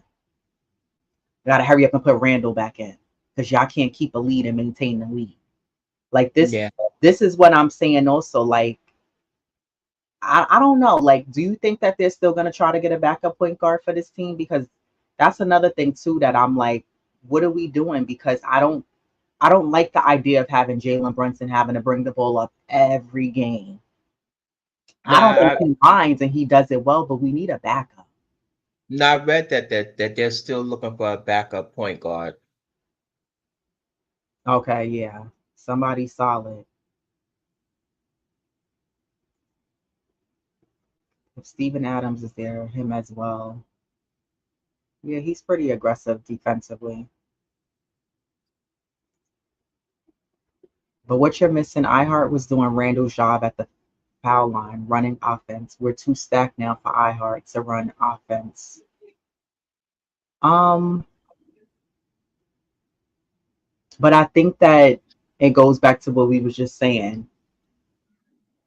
I don't think iHeart was necessarily doing Randall's job because there's really no comparison of what Randall does to what iHeart does. But I think that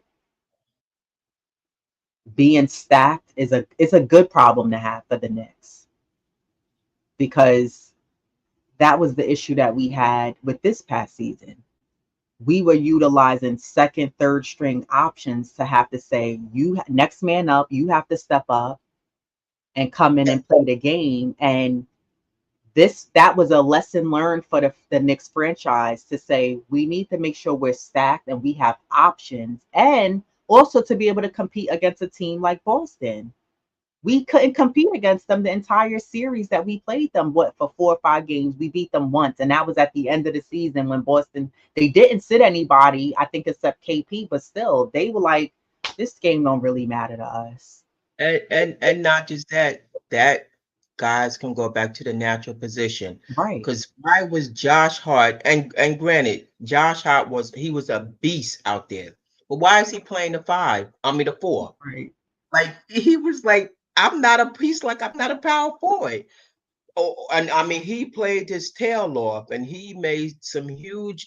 I mean, he was averaging double doubles on a night in, Weekly night out basis, basis. But yeah. again, that now, guys, I Hart can go back to his natural position. Now he doesn't have to feel like he has to run the offense. Mm-hmm. Because with a healthy Julius, I Hart goes. Everybody goes back to the natural position, Yeah. and they're not playing out of position. They're not playing all these extra minutes, the wear and tear on their body. Although they don't say, but as fans, we feel that way. But as players, they don't.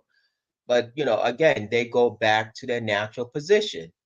Because Yeah. why is Josh Hart playing the power forward? And Not that he did also a hell of a good job.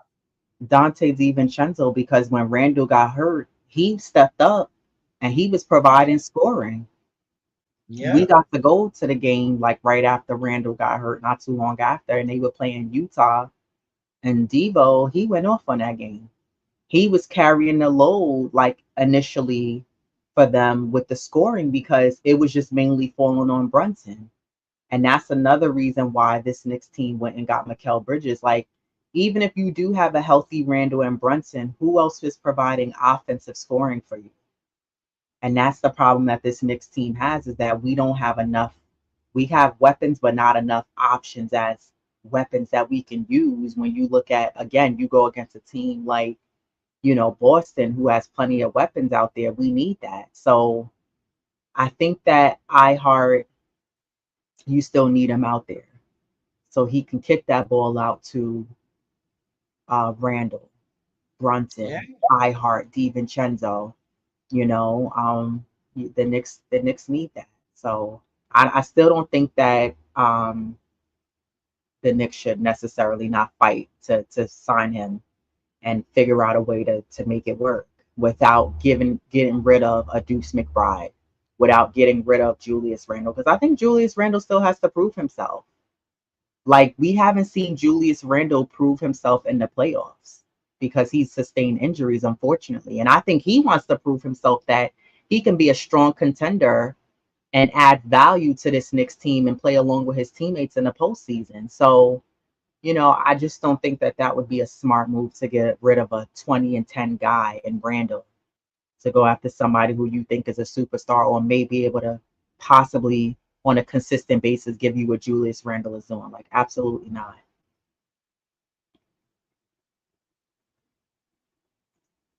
Jay Boogie said facts. It's always worrying when it comes to the Knicks. Remember, we gave Brunson too much money in some people's eyes. Now he's overpaid. Yeah, I never thought that we did that. And I know a Yeah, lot of people did feel like that. Same with someone said earlier with Josh Hart. I never felt like we did. And actually, Dante DiVincenzo is another player that was on that list who he was asking for more, and the Knicks brought it down, and he still signed. So that's what I'm saying. Like, having that, we have to have that trust in this front office that they're gonna be able to get guys at the right and at the right price. And actually, Jalen is willing to take a pay cut. That says a lot about him. He's more worried about getting a championship. That's where the exactly. focal point needs to be. Like, let's not so much put the Harper so much on a dollar amount, and let's get to the ring. Let's get to the end goal, the championship. That's what we want.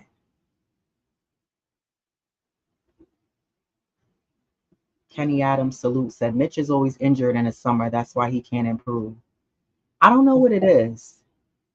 I didn't know. I mentioned before. I said I don't know if it's the poor diet, and I get in the summer you're off, you're eating what you want.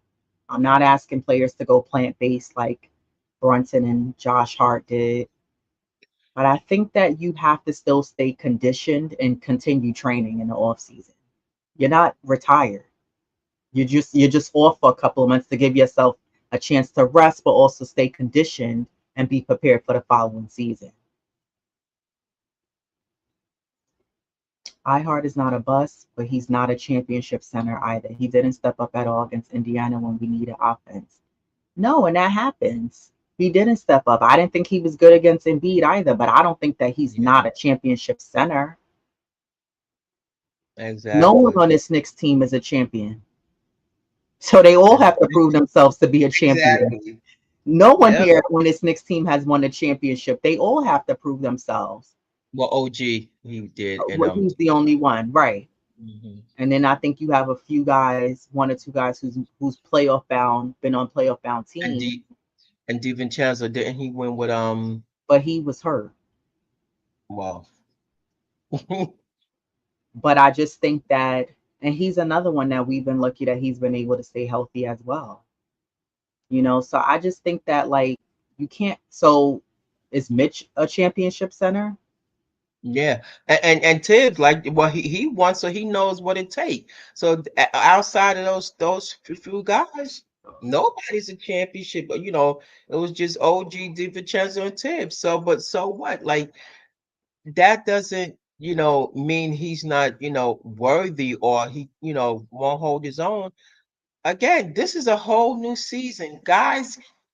What you did last season, that's last season. It's what can you Mhm. do this upcoming season. Right, You know, the goal is for you to come back better. So we won't know until that tip off, you know? right. Almighty Finesse Salute said trade McBride for Sexton. Nah. Mm, I don't know. I'd rather keep McBride. I do like Colin Sexton's game, but I don't know. I feel like McBride, we haven't seen him in his prime yet, and we got to give him a Yeah, chance. he He's hasn't even growing. had He's that only going to get ceiling. better. Yeah. He's going to get better. He's going to continue to grow. And I think we have to see what he can do. And I think that, we don't know what he's going to add to his game for next season, and Deuce, like, he's proven himself and he's continuing to prove himself. I think he's staying hungry because he don't want to lose his minutes in a lineup. Deuce is hungry to keep getting those minutes. He knows what it's like to only get 3-4 minutes a game. So I don't know. I think I'll stick with McBride for now. I'm looking forward to see if McBride, like I said earlier, if he's added to his game besides the catch and shoot. Like, I would like to see him bring it to the basket more, not always rely on a 3-point shot, and utilize and capitalize on his speed that he has. He's really quick. So I would like to see him utilize that.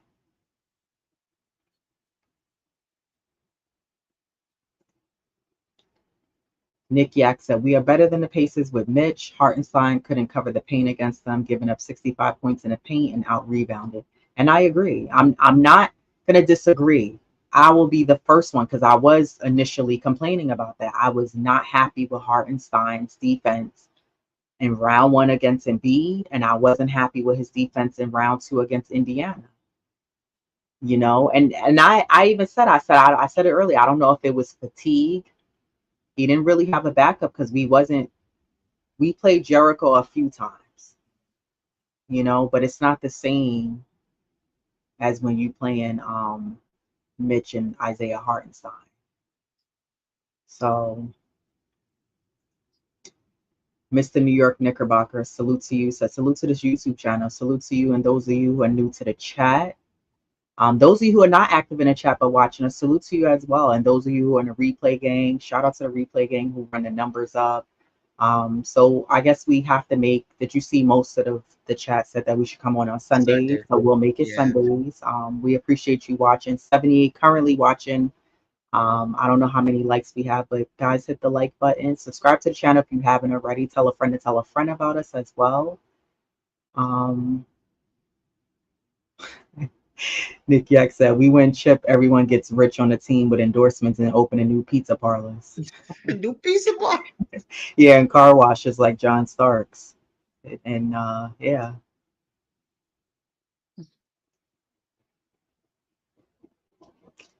Thank goodness we aren't playing quickly 35 million, or we wouldn't have OG or Bridges. That's a good point. Because then they would have been stuck with that contract. That's a great point. That is a really great point. King Ribby RM, salute to you. Salute, King Ribby.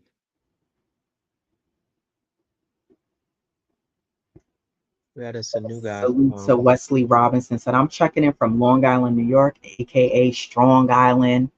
Rakim, Public Enemy, De La Soul, EPMD, Craig Mack, Prodigy from Mob D, Biz Markie, Method Man, Rock Marciano, Jim Brown, Dr. Dre. Dr. J. Dr. J, I said that wrong. He said, I just subscribed, Queens. I'm checking in from Strong Island. We appreciate that. Salute, Wesley. Appreciate you.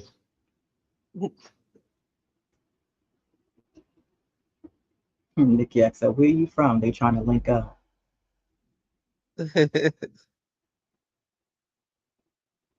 So I will get on the rookies that we did draft. So the Knicks finished day one of the draft by selecting French guard Pacome Dadiak. I know I'm butchering his last name, with the number 25th overall pick. Yeah. How do you say it? Didiak, I think. Dadiak. Anyway. We'll get it right. Your thoughts on the pick? For him, like I haven't really looked up much, you know, as far as like their picks, but he's that Frenchman. Is that's that Frenchman, right? He's the French guard. Mm-hmm. You know, you could draft guys and they do the summer league. You know, I haven't seen much on him just yet, so I can't like to comment too much on him. So I really can't comment too much on him. I saw some footage of him. He seems like a good player. But I think that what you started to say holds weight and is very true, that this is what happened with the Knicks when they had got Kevin Knox. He was shining in summer league. And the Knicks said, wow, we got something. And he played pretty well his first year. And then after that, no one knows what happened. I think everyone tried to figure out what happened with Kevin Knox. He just totally plateaued and just didn't perform. And, you know, we were talking about on our Trade Talk series how this draft class didn't really have any, like, no one really notable that was really making anyone go, oh, this guy is it. He's really good. it was more exciting with the women's college draft class with talent than it was with the men. I mean, let's be honest. The men's this draft class was quite dry, and there wasn't really a high amount of options. But Pacome, I do like his playing style. I Here's my thing too with the rookies. I know that they have to prove themselves in the summer league, and Tibbs and coaching assistant coaches like to see what these guys do. My only thing is that, like, is Tibbs gonna play these guys? Because Tibbs likes to stick with the same rotation, 9-man rotation. Even when the Knicks are up by 20-25 with 5 minutes left in the fourth, they'll be lucky if they get 2 to 5 minutes in a game. So you can draft all of these rookies you want, but the problem is Tibbs doesn't give them any burn, so we can't see what they can do. Day 2, they drafted Marquette point guard Tyler Kolek. I saw some footage of Tyler Kolek. I mean, I like what I saw. He seems fast. He seems like he's, he's ready for the league. Passing ability is there. Again, is he gonna get any burn? I saw a lot of people in the chat say, "Oh, well, he's Brunson's backup." We'll see. I saw what he can do in the tapes that I watched yesterday. And of course, when you come to the NBA, it's a different ball game. Guys are stronger, they're faster. You know what I mean? But and as a rookie, no one has these high expectations. But my biggest thing I keep going back to is Tibbs and his trust. He doesn't really put a lot of trust in rookies. So, like, is he gonna be able to play these guys? Because look, we were all calling for Shake Milton to get some burn. Yeah. So are you going to start one of these rookies before you start Shake? Yeah. I mean, he should get a little playing time. We saw what he can do when he was playing on Philadelphia. They also drafted Kansas wing Kevin McCullough Jr. I haven't really seen any tape on Kevin McCullough Jr. And then they also acquired German center Ariel Huckporty, who was the final selection in the entire draft. Now, I saw some people mention Huckporty, the German center, and how he can be a solid center for the Knicks. So you guys think that he would be getting more playing time than Jericho Sims? Not that Jericho Sims gets playing time like that, but I mean, really.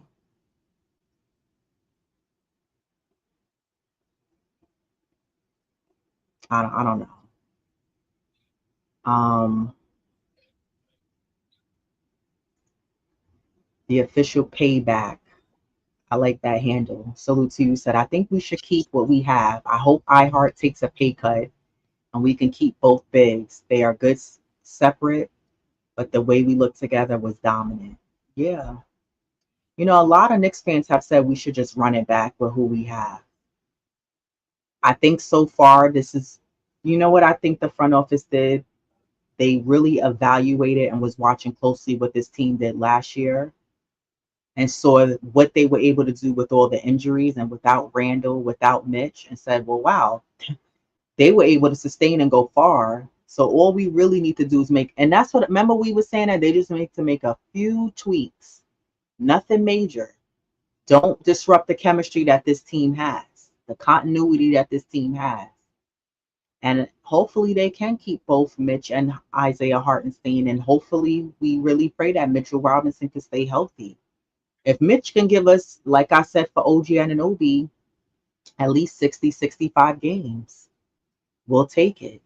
But if you missing 59, 60 games, that's a problem. That's a problem. So yeah, I saw that. Bodega Wi-Fi. I like that handle as well. Said Pelicans just got Murray. Yeah. I just think because Atlanta, it didn't work out with him and Trey. Yeah. And I don't even know, like, I wonder if Atlanta's gonna even keep Trey. I don't think they're happy with him there. And They got to figure out their identity. And just like the Brooklyn Nets, they don't know who they are, and they seem like they're in a rebuilding phase. They have to start all over and figure out their identity as well.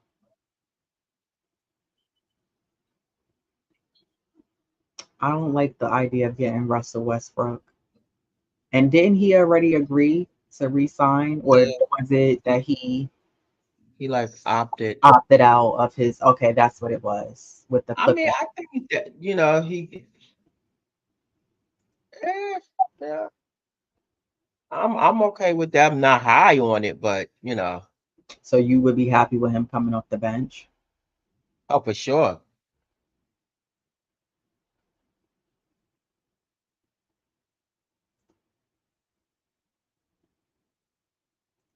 We did. The Knicks hired a new head of health science trainer there. I hope that this person could also get through tips and say, you don't need to be playing people 40 minutes a night.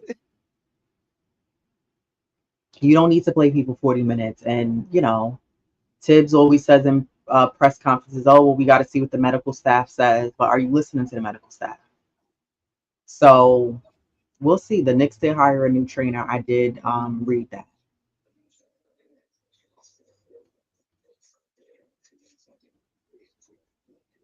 Yeah, DiVincenzo and OG are champions. Diva Lux was saying that. Yeah, I agree. Mitch is definitely a championship center. I think so is Isaiah Hartenstein. Exactly. Tara said, Mitch size 13 foot is the problem. Yeah, he has horrible balance. Salute to you, Deraz. And Mitch weak has ankle. horrible balance. I wish he would go to Joe Johnson's yoga studio and learn to get better balance. He has horrible balance. Remember, this past season he wasn't on the floor as much. All the seasons prior to last year, Mitch was always on the floor falling. I'm like, how are you always on the floor? Kind of remind you of when we had J.R. Smith. Remember, you used to hear a loud thump, and he used to just fall on the floor. I used to be like, is he okay? Is his spine still attached? There's no way your body is still. I don't understand.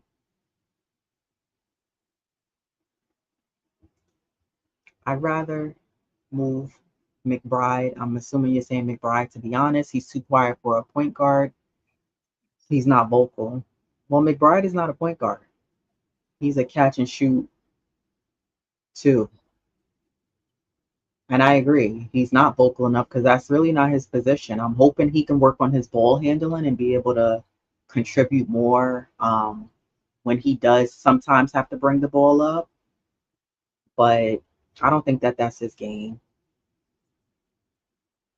That's not his game.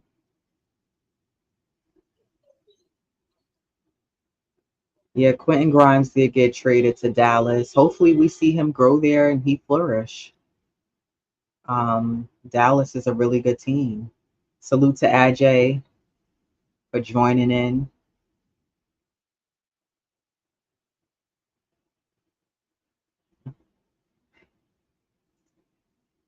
For iHeart, I think the NBA rules is the reason we can't pay more, of course, when the Knicks are doing good. The NBA comes out with these new rules. Yeah.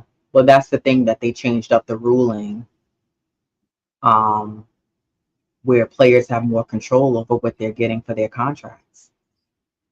A Negro One, salute to you. Says salute to the Queens in the chat.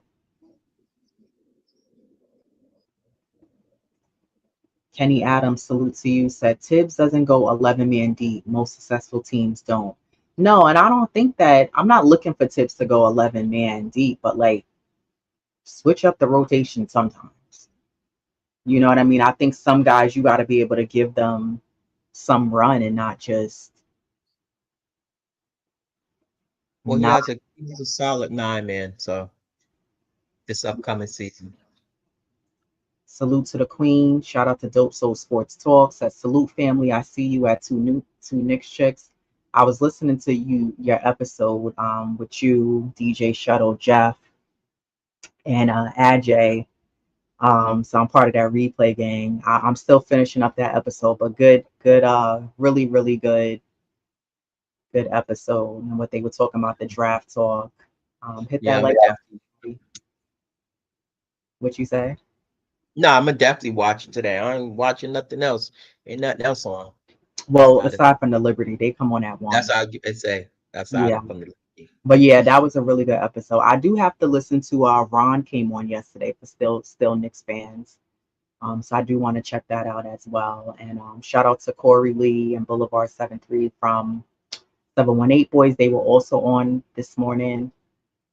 You know, a lot of you have either seen us from being promoted, and shout out to Queen. She's promoted us heavily on her Salute. channel to show love to us, and we greatly appreciate that. So a lot of you that came from her channel or Nothing But Nick's channel. You know, we get a lot of other content creators, and we all show love. Like we watch so many other Knicks content creators: Morning Brew, 718 Boys, Dope Soul Sports, and Knicks Talk. Anything Nothing But Knicks. Any of the other content creators under that Nothing But Knicks hub as well. Tony Crow.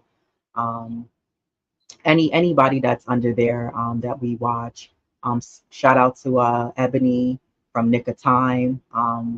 She also covers the Liberty as well, and you know we just show love to everybody because we're one big community and we're all covering the Knicks in our own right. And everybody has their own style, and some people like other podcasts and some people like, you know, other versions of other podcasts. But at the end of the day, we support each other's, whether they have live events, and those of you who for the upcoming next season, look out for the live events and support it and come. A lot of times they're free, and you get to meet people who are actually in the chat and put a face to the name in the chat, so it's really really dope. But salute to everybody who's tuning in. Paul Lavana said Atlanta got worse. Well, So they did that like a lot of other teams did. A lot of teams, retooling and going in different directions because their goal is like any other team. It's a championship or bust, and everybody want that championship. So exactly. AP bringing up a name we haven't heard in a while. How much oh experience did Landry Fields have before he got promoted? Did the Knicks have did he have a choice? yeah, man, Landry Fields. Wow, totally forgot about him. Yeah. Someone brought him up like a few episodes back, and I was like, wow, I haven't heard that name in a while. Like David Lee. Haven't heard that one in a while either.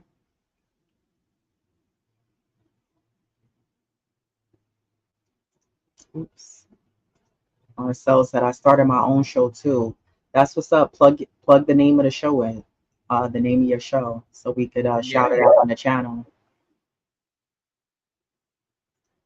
Landry Fields is the GM of the Hawks. Is he? Wow, I didn't know that. Did you know that? no, me neither. Nice. Miami also plays 9 man, and almost all of the playoff teams play 8 man, not just tips. Yeah, I know. I'm saying like during the regular season. Like if the Knicks are up by 20, 25, and it's 6 minutes left, 4 minutes left, you could play these other guys that don't get burned like that. You could play Shake Milton. You could give some of these drafted rookies a couple of minutes so we can see what they can do. You know? Choplo, salute to you. Says salute, ladies. Oh, AP said, yeah, he got promoted last year. Wow, that's dope. I didn't even know that It Landry is. Fields was even working within the NBA. That's pretty dope. Um, so right now where it stands, the Knicks have Mikal Bridges. They were able to re-sign OG Anunoby at a discounted deal under the 265 he was asking for. The Knicks paid him 212.5 million. We still need to get a backup point guard. And the biggest question mark, as we have in the thumbnail of this video, is can the Knicks figure out a way to sign Isaiah Hartenstein without compromising the makeup of this team? Let me know in the chat. Do you guys think that the Knicks front office can sign Isaiah Hartenstein under his asking price and convince him, and he'll be strongly motivated that this team is moving towards a championship? And do you guys think that this Knicks team is winning the championship next season? We know that they're making the finals, the Eastern Conference Finals. But I think we also have to move past um, just the Eastern Conference Finals and claim it and say that the Knicks are going to the actual finals.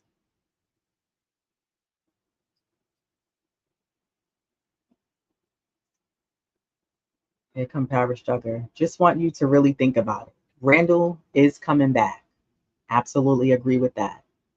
To be that other offensive initiator again. Ihart won't have the ball at all. He doesn't really need the ball. He's not a Because scorer.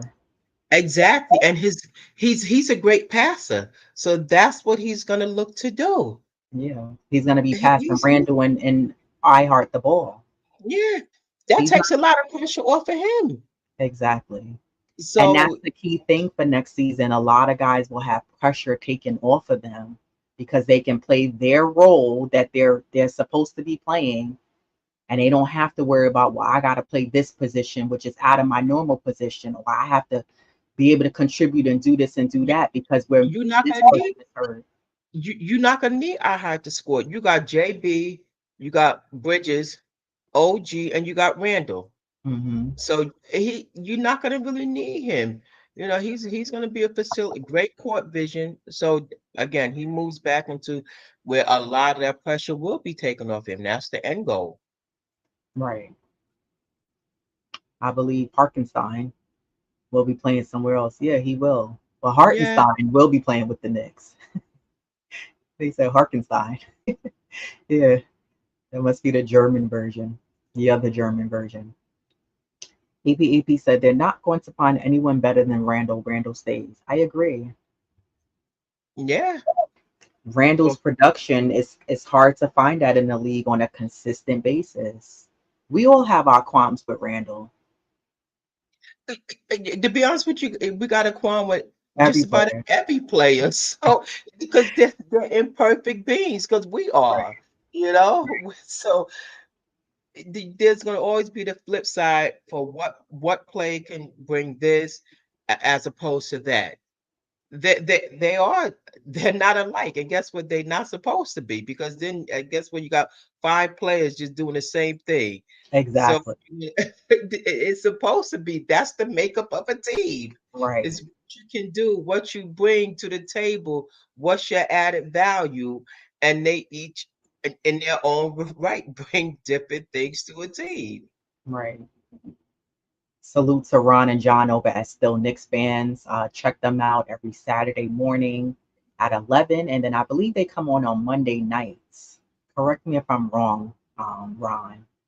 Monday nights at 9, I believe.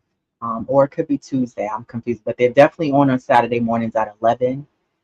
Ron said, "What's good, Knicks family? Salute to the chat. Salute to Lady and the Chef and Diva Locks. I think the Knicks have done the best that they could. It's up to iHeart now. No one can blame him if he leaves." I agree. Exactly. And if Yeah. he leaves, I think the question is, who's our backup center to Mitchell Robinson? Please, it's not Jericho Sims. It has to be someone else. And I don't think that that pressure should fall on Randle. So that's my question. Like, if the iHeart, we can't keep him around, then who's the second option?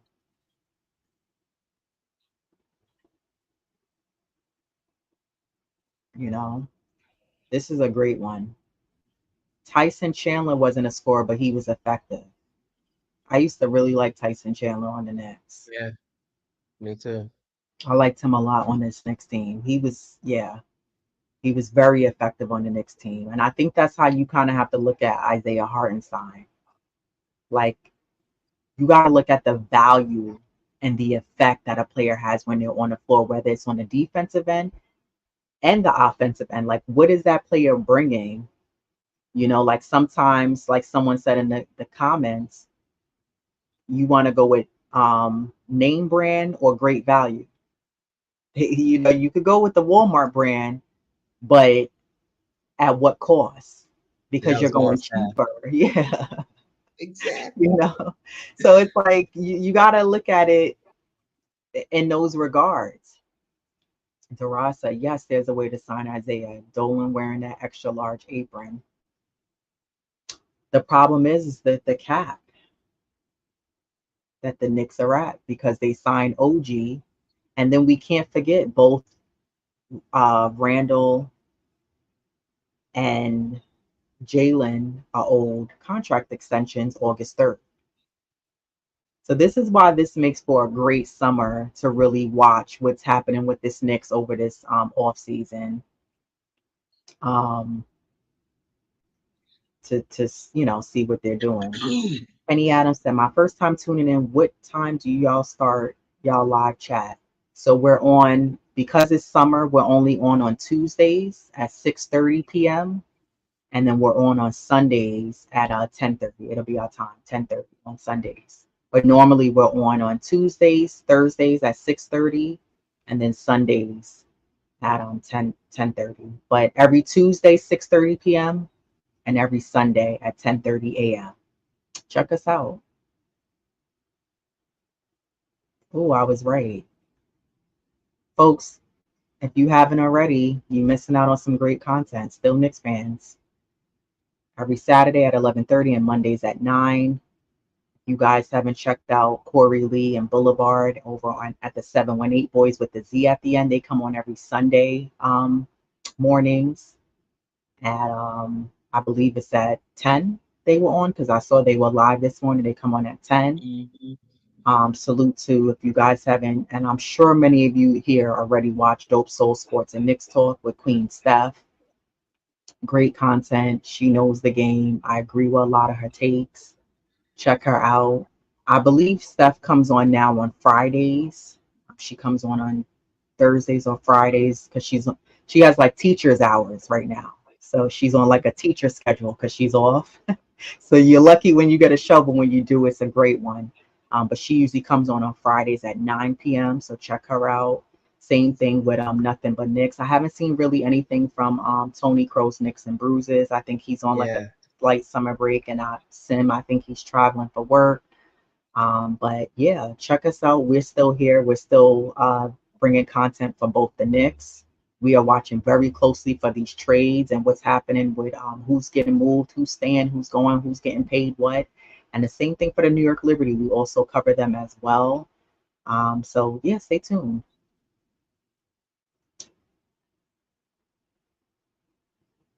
I'm gonna try to say this name.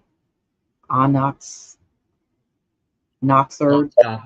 Montalvo. Montalvo said if we sign iHeart and we have the squad as is, a lot of people say we are still missing a piece. But who and what is that piece? That's a good question.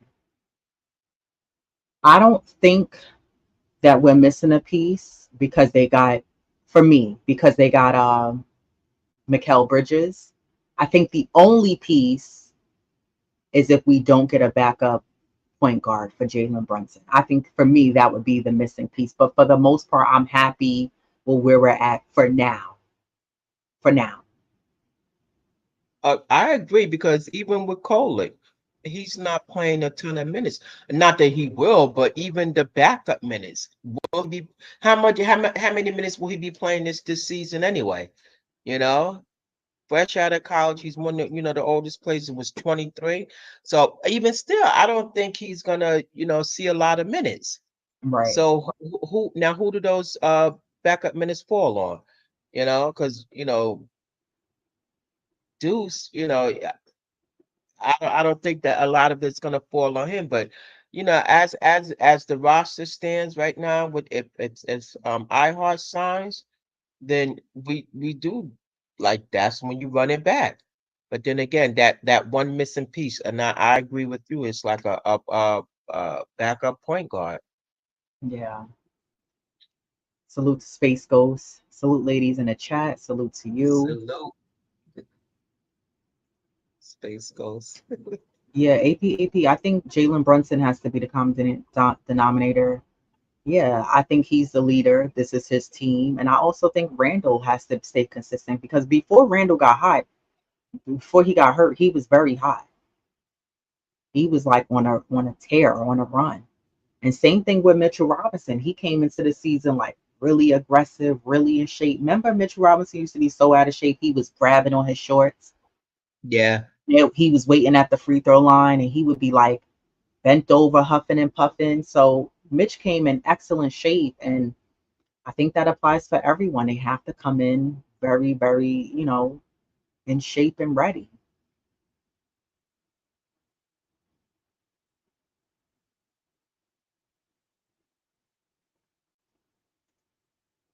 Look at it like this. If you're making mac and cheese for Sunday dinner, yes, it's cheaper to buy a box mac, but is it that as good as cutting that cheese and put it in the oven? Right. Exactly. Exactly. No, you know, box mac and cheese.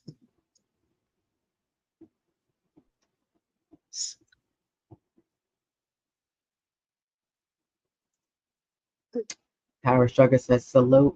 Shout out to Angel and Caitlin, both more bringing the goods on national TV and got us seeing the other great players in the WNBA. Yeah. For sure. Shout out to them both. Yeah. Yeah, they make a great matchup. You know what I hate though? I hate that like there's not enough teams in the WNBA. So if you notice, Chicago and Indiana have played so many games so Yeah. far. I'm like, how many times are they gonna keep playing each other? I'm like, I think they purposely did that though, because Angels on Chicago and I think they purposely did that matchup, and Oh, for because sure. they're not as far versus having like LA with Cameron Brink and Rakia Jackson constantly playing like against Caitlin Clark. I think they purposely did that, but yeah, I just feel like they played each other so many times. I'm like, how many? This is like what, the fourth game already? Third or fourth game? Leon Rose is trying to be Archie Bunker cheap. Why not? I think Kolek will develop into a backup point guard. I hope so. Oh, for sure. Yeah, I hope so too. A solid That's one too. that's the goal. Yeah. Yeah. I think they purposely scheduled it like that because of who's on what team, and they both, were rivalries and had that beef in college. It is. We about that ITIL healthy vegan diet. I know this. The Liberty better not flop this year. They lost the cup the other day. Tired of these New York teams not coming up in a big moment. I agree. Too many turnovers. The Liberty cost themselves that game, turning over the ball so many times. I've never seen that. What did they have, like 25 turnovers? Yeah, like 25, 26. Yeah, it was up there. So, but we'll see what the Liberty do today. I think they play Atlanta. Yeah, they play Atlanta. Atlanta's 7-9. The Liberty are 15-3. The great thing is that in-season tournament doesn't count towards the regular season. Thank God. You mean the Commissioner's Cup? Yeah, the Commissioner's Cup, same thing. It doesn't count towards the regular season. Yeah, it would have been Yes. nice to win the money, but I had said this to you, if you look at two things, if you look at the Boston Celtics, they didn't win the in-season tournament, but won the championship. Last year, if you look at in the WNBA, the Las Vegas Aces didn't win the in-season, the Commissioner's Cup, But they won. but they won the championship. So I'm not going to be hard on the Liberty. What matters is bringing a championship to New York. Set the tone, get it done, and next up will be the New York Knicks. So Ron said, I'm sorry if you already addressed this part earlier, but are you ladies okay with the Knicks letting Precious go? Me personally, I think I would rather see him stay because I did like what he showed us in many moments in different games defensively. Right? He did have moments where he was right near the basket and missed easy. I mean, we're not even talking like when you know how players are so tall that they could just knock the ball in. He just was missing easy baskets like that. But for me, it's two things. I think Precious is from New York and wants to play in New York, so he wants Yeah. to be here. I think he also found a team because he couldn't really get the minutes in Toronto. So he found a team. I feel like he found a home. Like I found a team. I like it here. We're winning. We're doing good. But I think that he can be a good backup to Mitch or Isaiah Hartenstein, or if one of them is injured and you need him as another option. I think he's a stronger asset than if you tried to go with Jericho Sims. So me personally, I'm not really okay if they let him go, unless it's for someone who can, maybe a Valachunas you bring in, or someone who can give you a little bit more. But me personally, I'm not really sure about me agreeing if being okay with the Knicks letting Precious to go. What about you? Yeah, I mean, see, I feel the same way. He's young, 24, or 20, 24, something like that. He's another one. He hasn't, reached his ceiling. He was a vital, part of that run, just coming off the bench when Randle was hurt. Mm-hmm. Offensively, definitely needs to work on his game. You know, defense, he played some solid defense at times.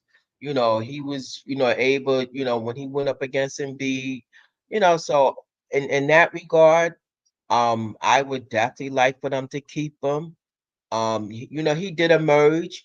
He found, like you said, he found the home. He's a native New Yorker. He wants to be here.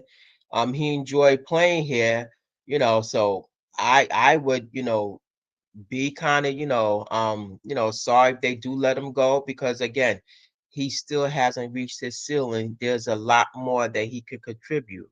Mm-hmm. And coming off, the bench at times if needed, for Randall, hypothetically, or at the five. That's not a strong suit, but again, he has solid defense at times, it was sketchy. But again, that's with any player. But if he could just work on his game offensively, I definitely think that he would, you know, definitely, emerge even more and definitely tap into what else he can give, because he has a lot more to give. So I would be sorry if they don't, sign him. I know it's been something like they declined like his offer. Yeah, so we'll see. Yeah, I would probably, I agree with this. I would have kept Precious and released Sims. For Yeah, sure. but Sims Thank is you. taking up space. But according to his manager, Harris said, "Y'all stop. Sims can guard guys. Precious can't in the paint. Sims missed 6 months with a shoulder injury. Give that monster a chance." I just don't see it. I'm watching the same games you're watching, but I don't see him making these great moves um, when he's on the floor. I'm not even crazy about the way he set screens, to be honest. They're not strong. Yeah, they're always They're just moving. the motion of doing it. It's not intentional Mhm. when he's doing it. Yeah, this is his last chance. I'm done with him after this. If he don't step up, it's a boycott happening on my end. I mean, I remember when Jarrell, shout out to Jarrell, he said Sims, he said, I don't even know why he's in the league.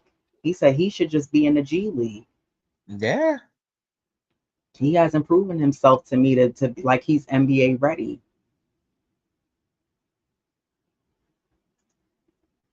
Hartenstein signs here. The rookie would take Sims' spot to have 3 million. Yeah, I agree. It stinks because Precious has some good moments, but we will see what happens. They can still bring him depending on what happens with iHeart. Yeah, for sure. I think that's why they haven't made any moves with Precious yet, because they're trying to Yeah. see what they're doing with Isaiah Hartenstein. But I think teams would definitely be interested in Precious Achua. Wait, Steve Fox, salute to you as well. Thank you for joining us. wait. Sims is going into year 4. Nah, I like this comment right here. Paul Obama said, I don't see it with Sims. He looks like a stick out there. You don't even notice him. Yeah. Yeah, he's no threat at Mm-mm, all. mm-mm, So mm-mm. Here comes his manager again. Watch a replay of Sims against iHeart when iHeart was on the Clippers in LA 3 years ago. Okay, so what happened 3 years later? No improvement. You talking but about that's stuff 3 years years. ago. iHeart has grown. What has So Sim? that's what I'm saying. Where's the growth with Sims? That was 3 years ago. So in three Exactly. years, you haven't upped your game? Nah, nah. Ruggs 89 New York, salute to you. Said, salute, ladies, salute. Ron said, yeah, they did decline Precious qualifying offer, so he just became a free agent, which I kind of figured what was going to happen. That was going to happen with him. So I don't know. I feel like this Isaiah Hartenstein, I think right now they're trying to crunch numbers. They're trying to figure out how do we make this work without getting rid of who we already have. That's of value to this team, meaning Mitchell Robinson, Deuce McBride, Precious Achua with an asterisk next to his name. And to me, Randle's not even on the table, so don't even entertain that. So I think that's where the front office lies right now. How do we sign iHeart without getting rid of the makeup of this team and disrupting who we have?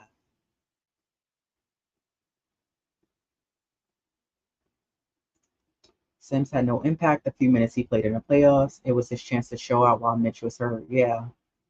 And to be honest, Precious had more of an impact.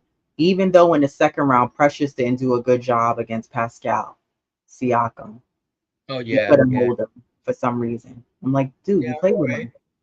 You couldn't hold him. I was expecting more of an impact because Precious had a great impact in round 1, the few minutes he got against Embiid. But for some reason in round 2 against Indiana, that's what I said. I don't know if the Knicks just lost gas and they were tired, but they couldn't, the defense just wasn't that great.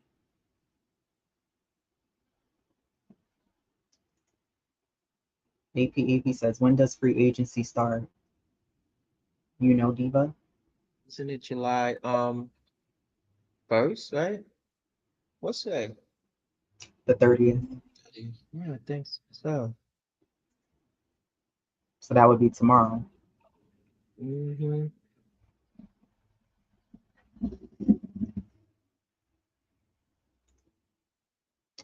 Yeah, I would Well, like to actually, see the Knicks introduce the lobs back in. Um, I don't know. mm, Brunson didn't really utilize that as much with Mitch. Not sure why, but and then part of the reason why was Mitch wasn't healthy enough for him to do it. But when he was, he didn't go to it as much. So I do agree. I think the Knicks should go back to lobbing, throwing up those lobs for Mitch to get those easy buckets for sure. It works. yeah. Free agency starts tonight. Yeah, I was just looking it up at 6. So we'll see. We can still sign Precious for 5 million, saving 1.5 million trying to get Hartenstein. Yeah. Jabroni Z salutes you. Said today at 5. He's on Go need at see. 6. Yeah, that's today at 6. Yeah. Mitch has them tender ankles. He do. Them ankles is so weak and no balance. The big German who played professional ball in Australia can also defend 7-footers that Hartenstein can't cover. And maybe that's something that you have to look at. Either Hartenstein needs to step up defensively, or we need somebody else who can do what Mitch does to be able to guard those bigger, stronger, taller guys.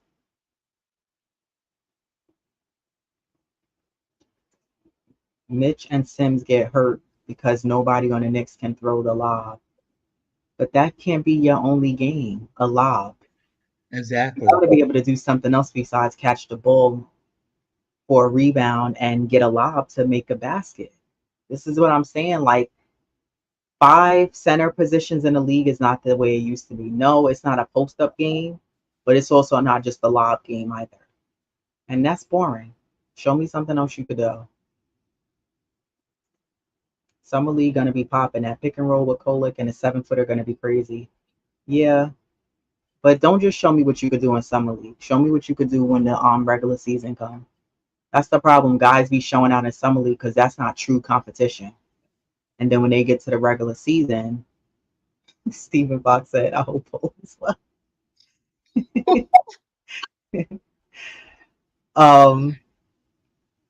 Yeah, I just feel like there's no real competition, NBA solid competition in the regular season, right? So Summer League, you could look great as soon as the season started. With the coaches, so I'm not seeing it. So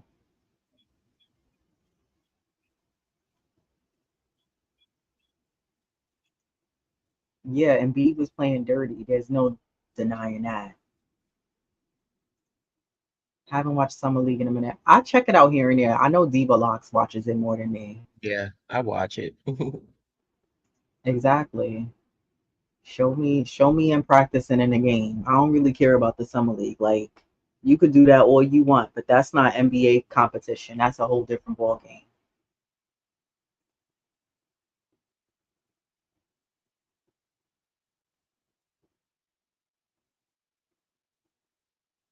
I don't I don't see it. Maybe I'll see it this season if they keep him around. Salute J Tap. Yeah. He was the Summer League MVP. He did great his first season, then flopped. Incredible.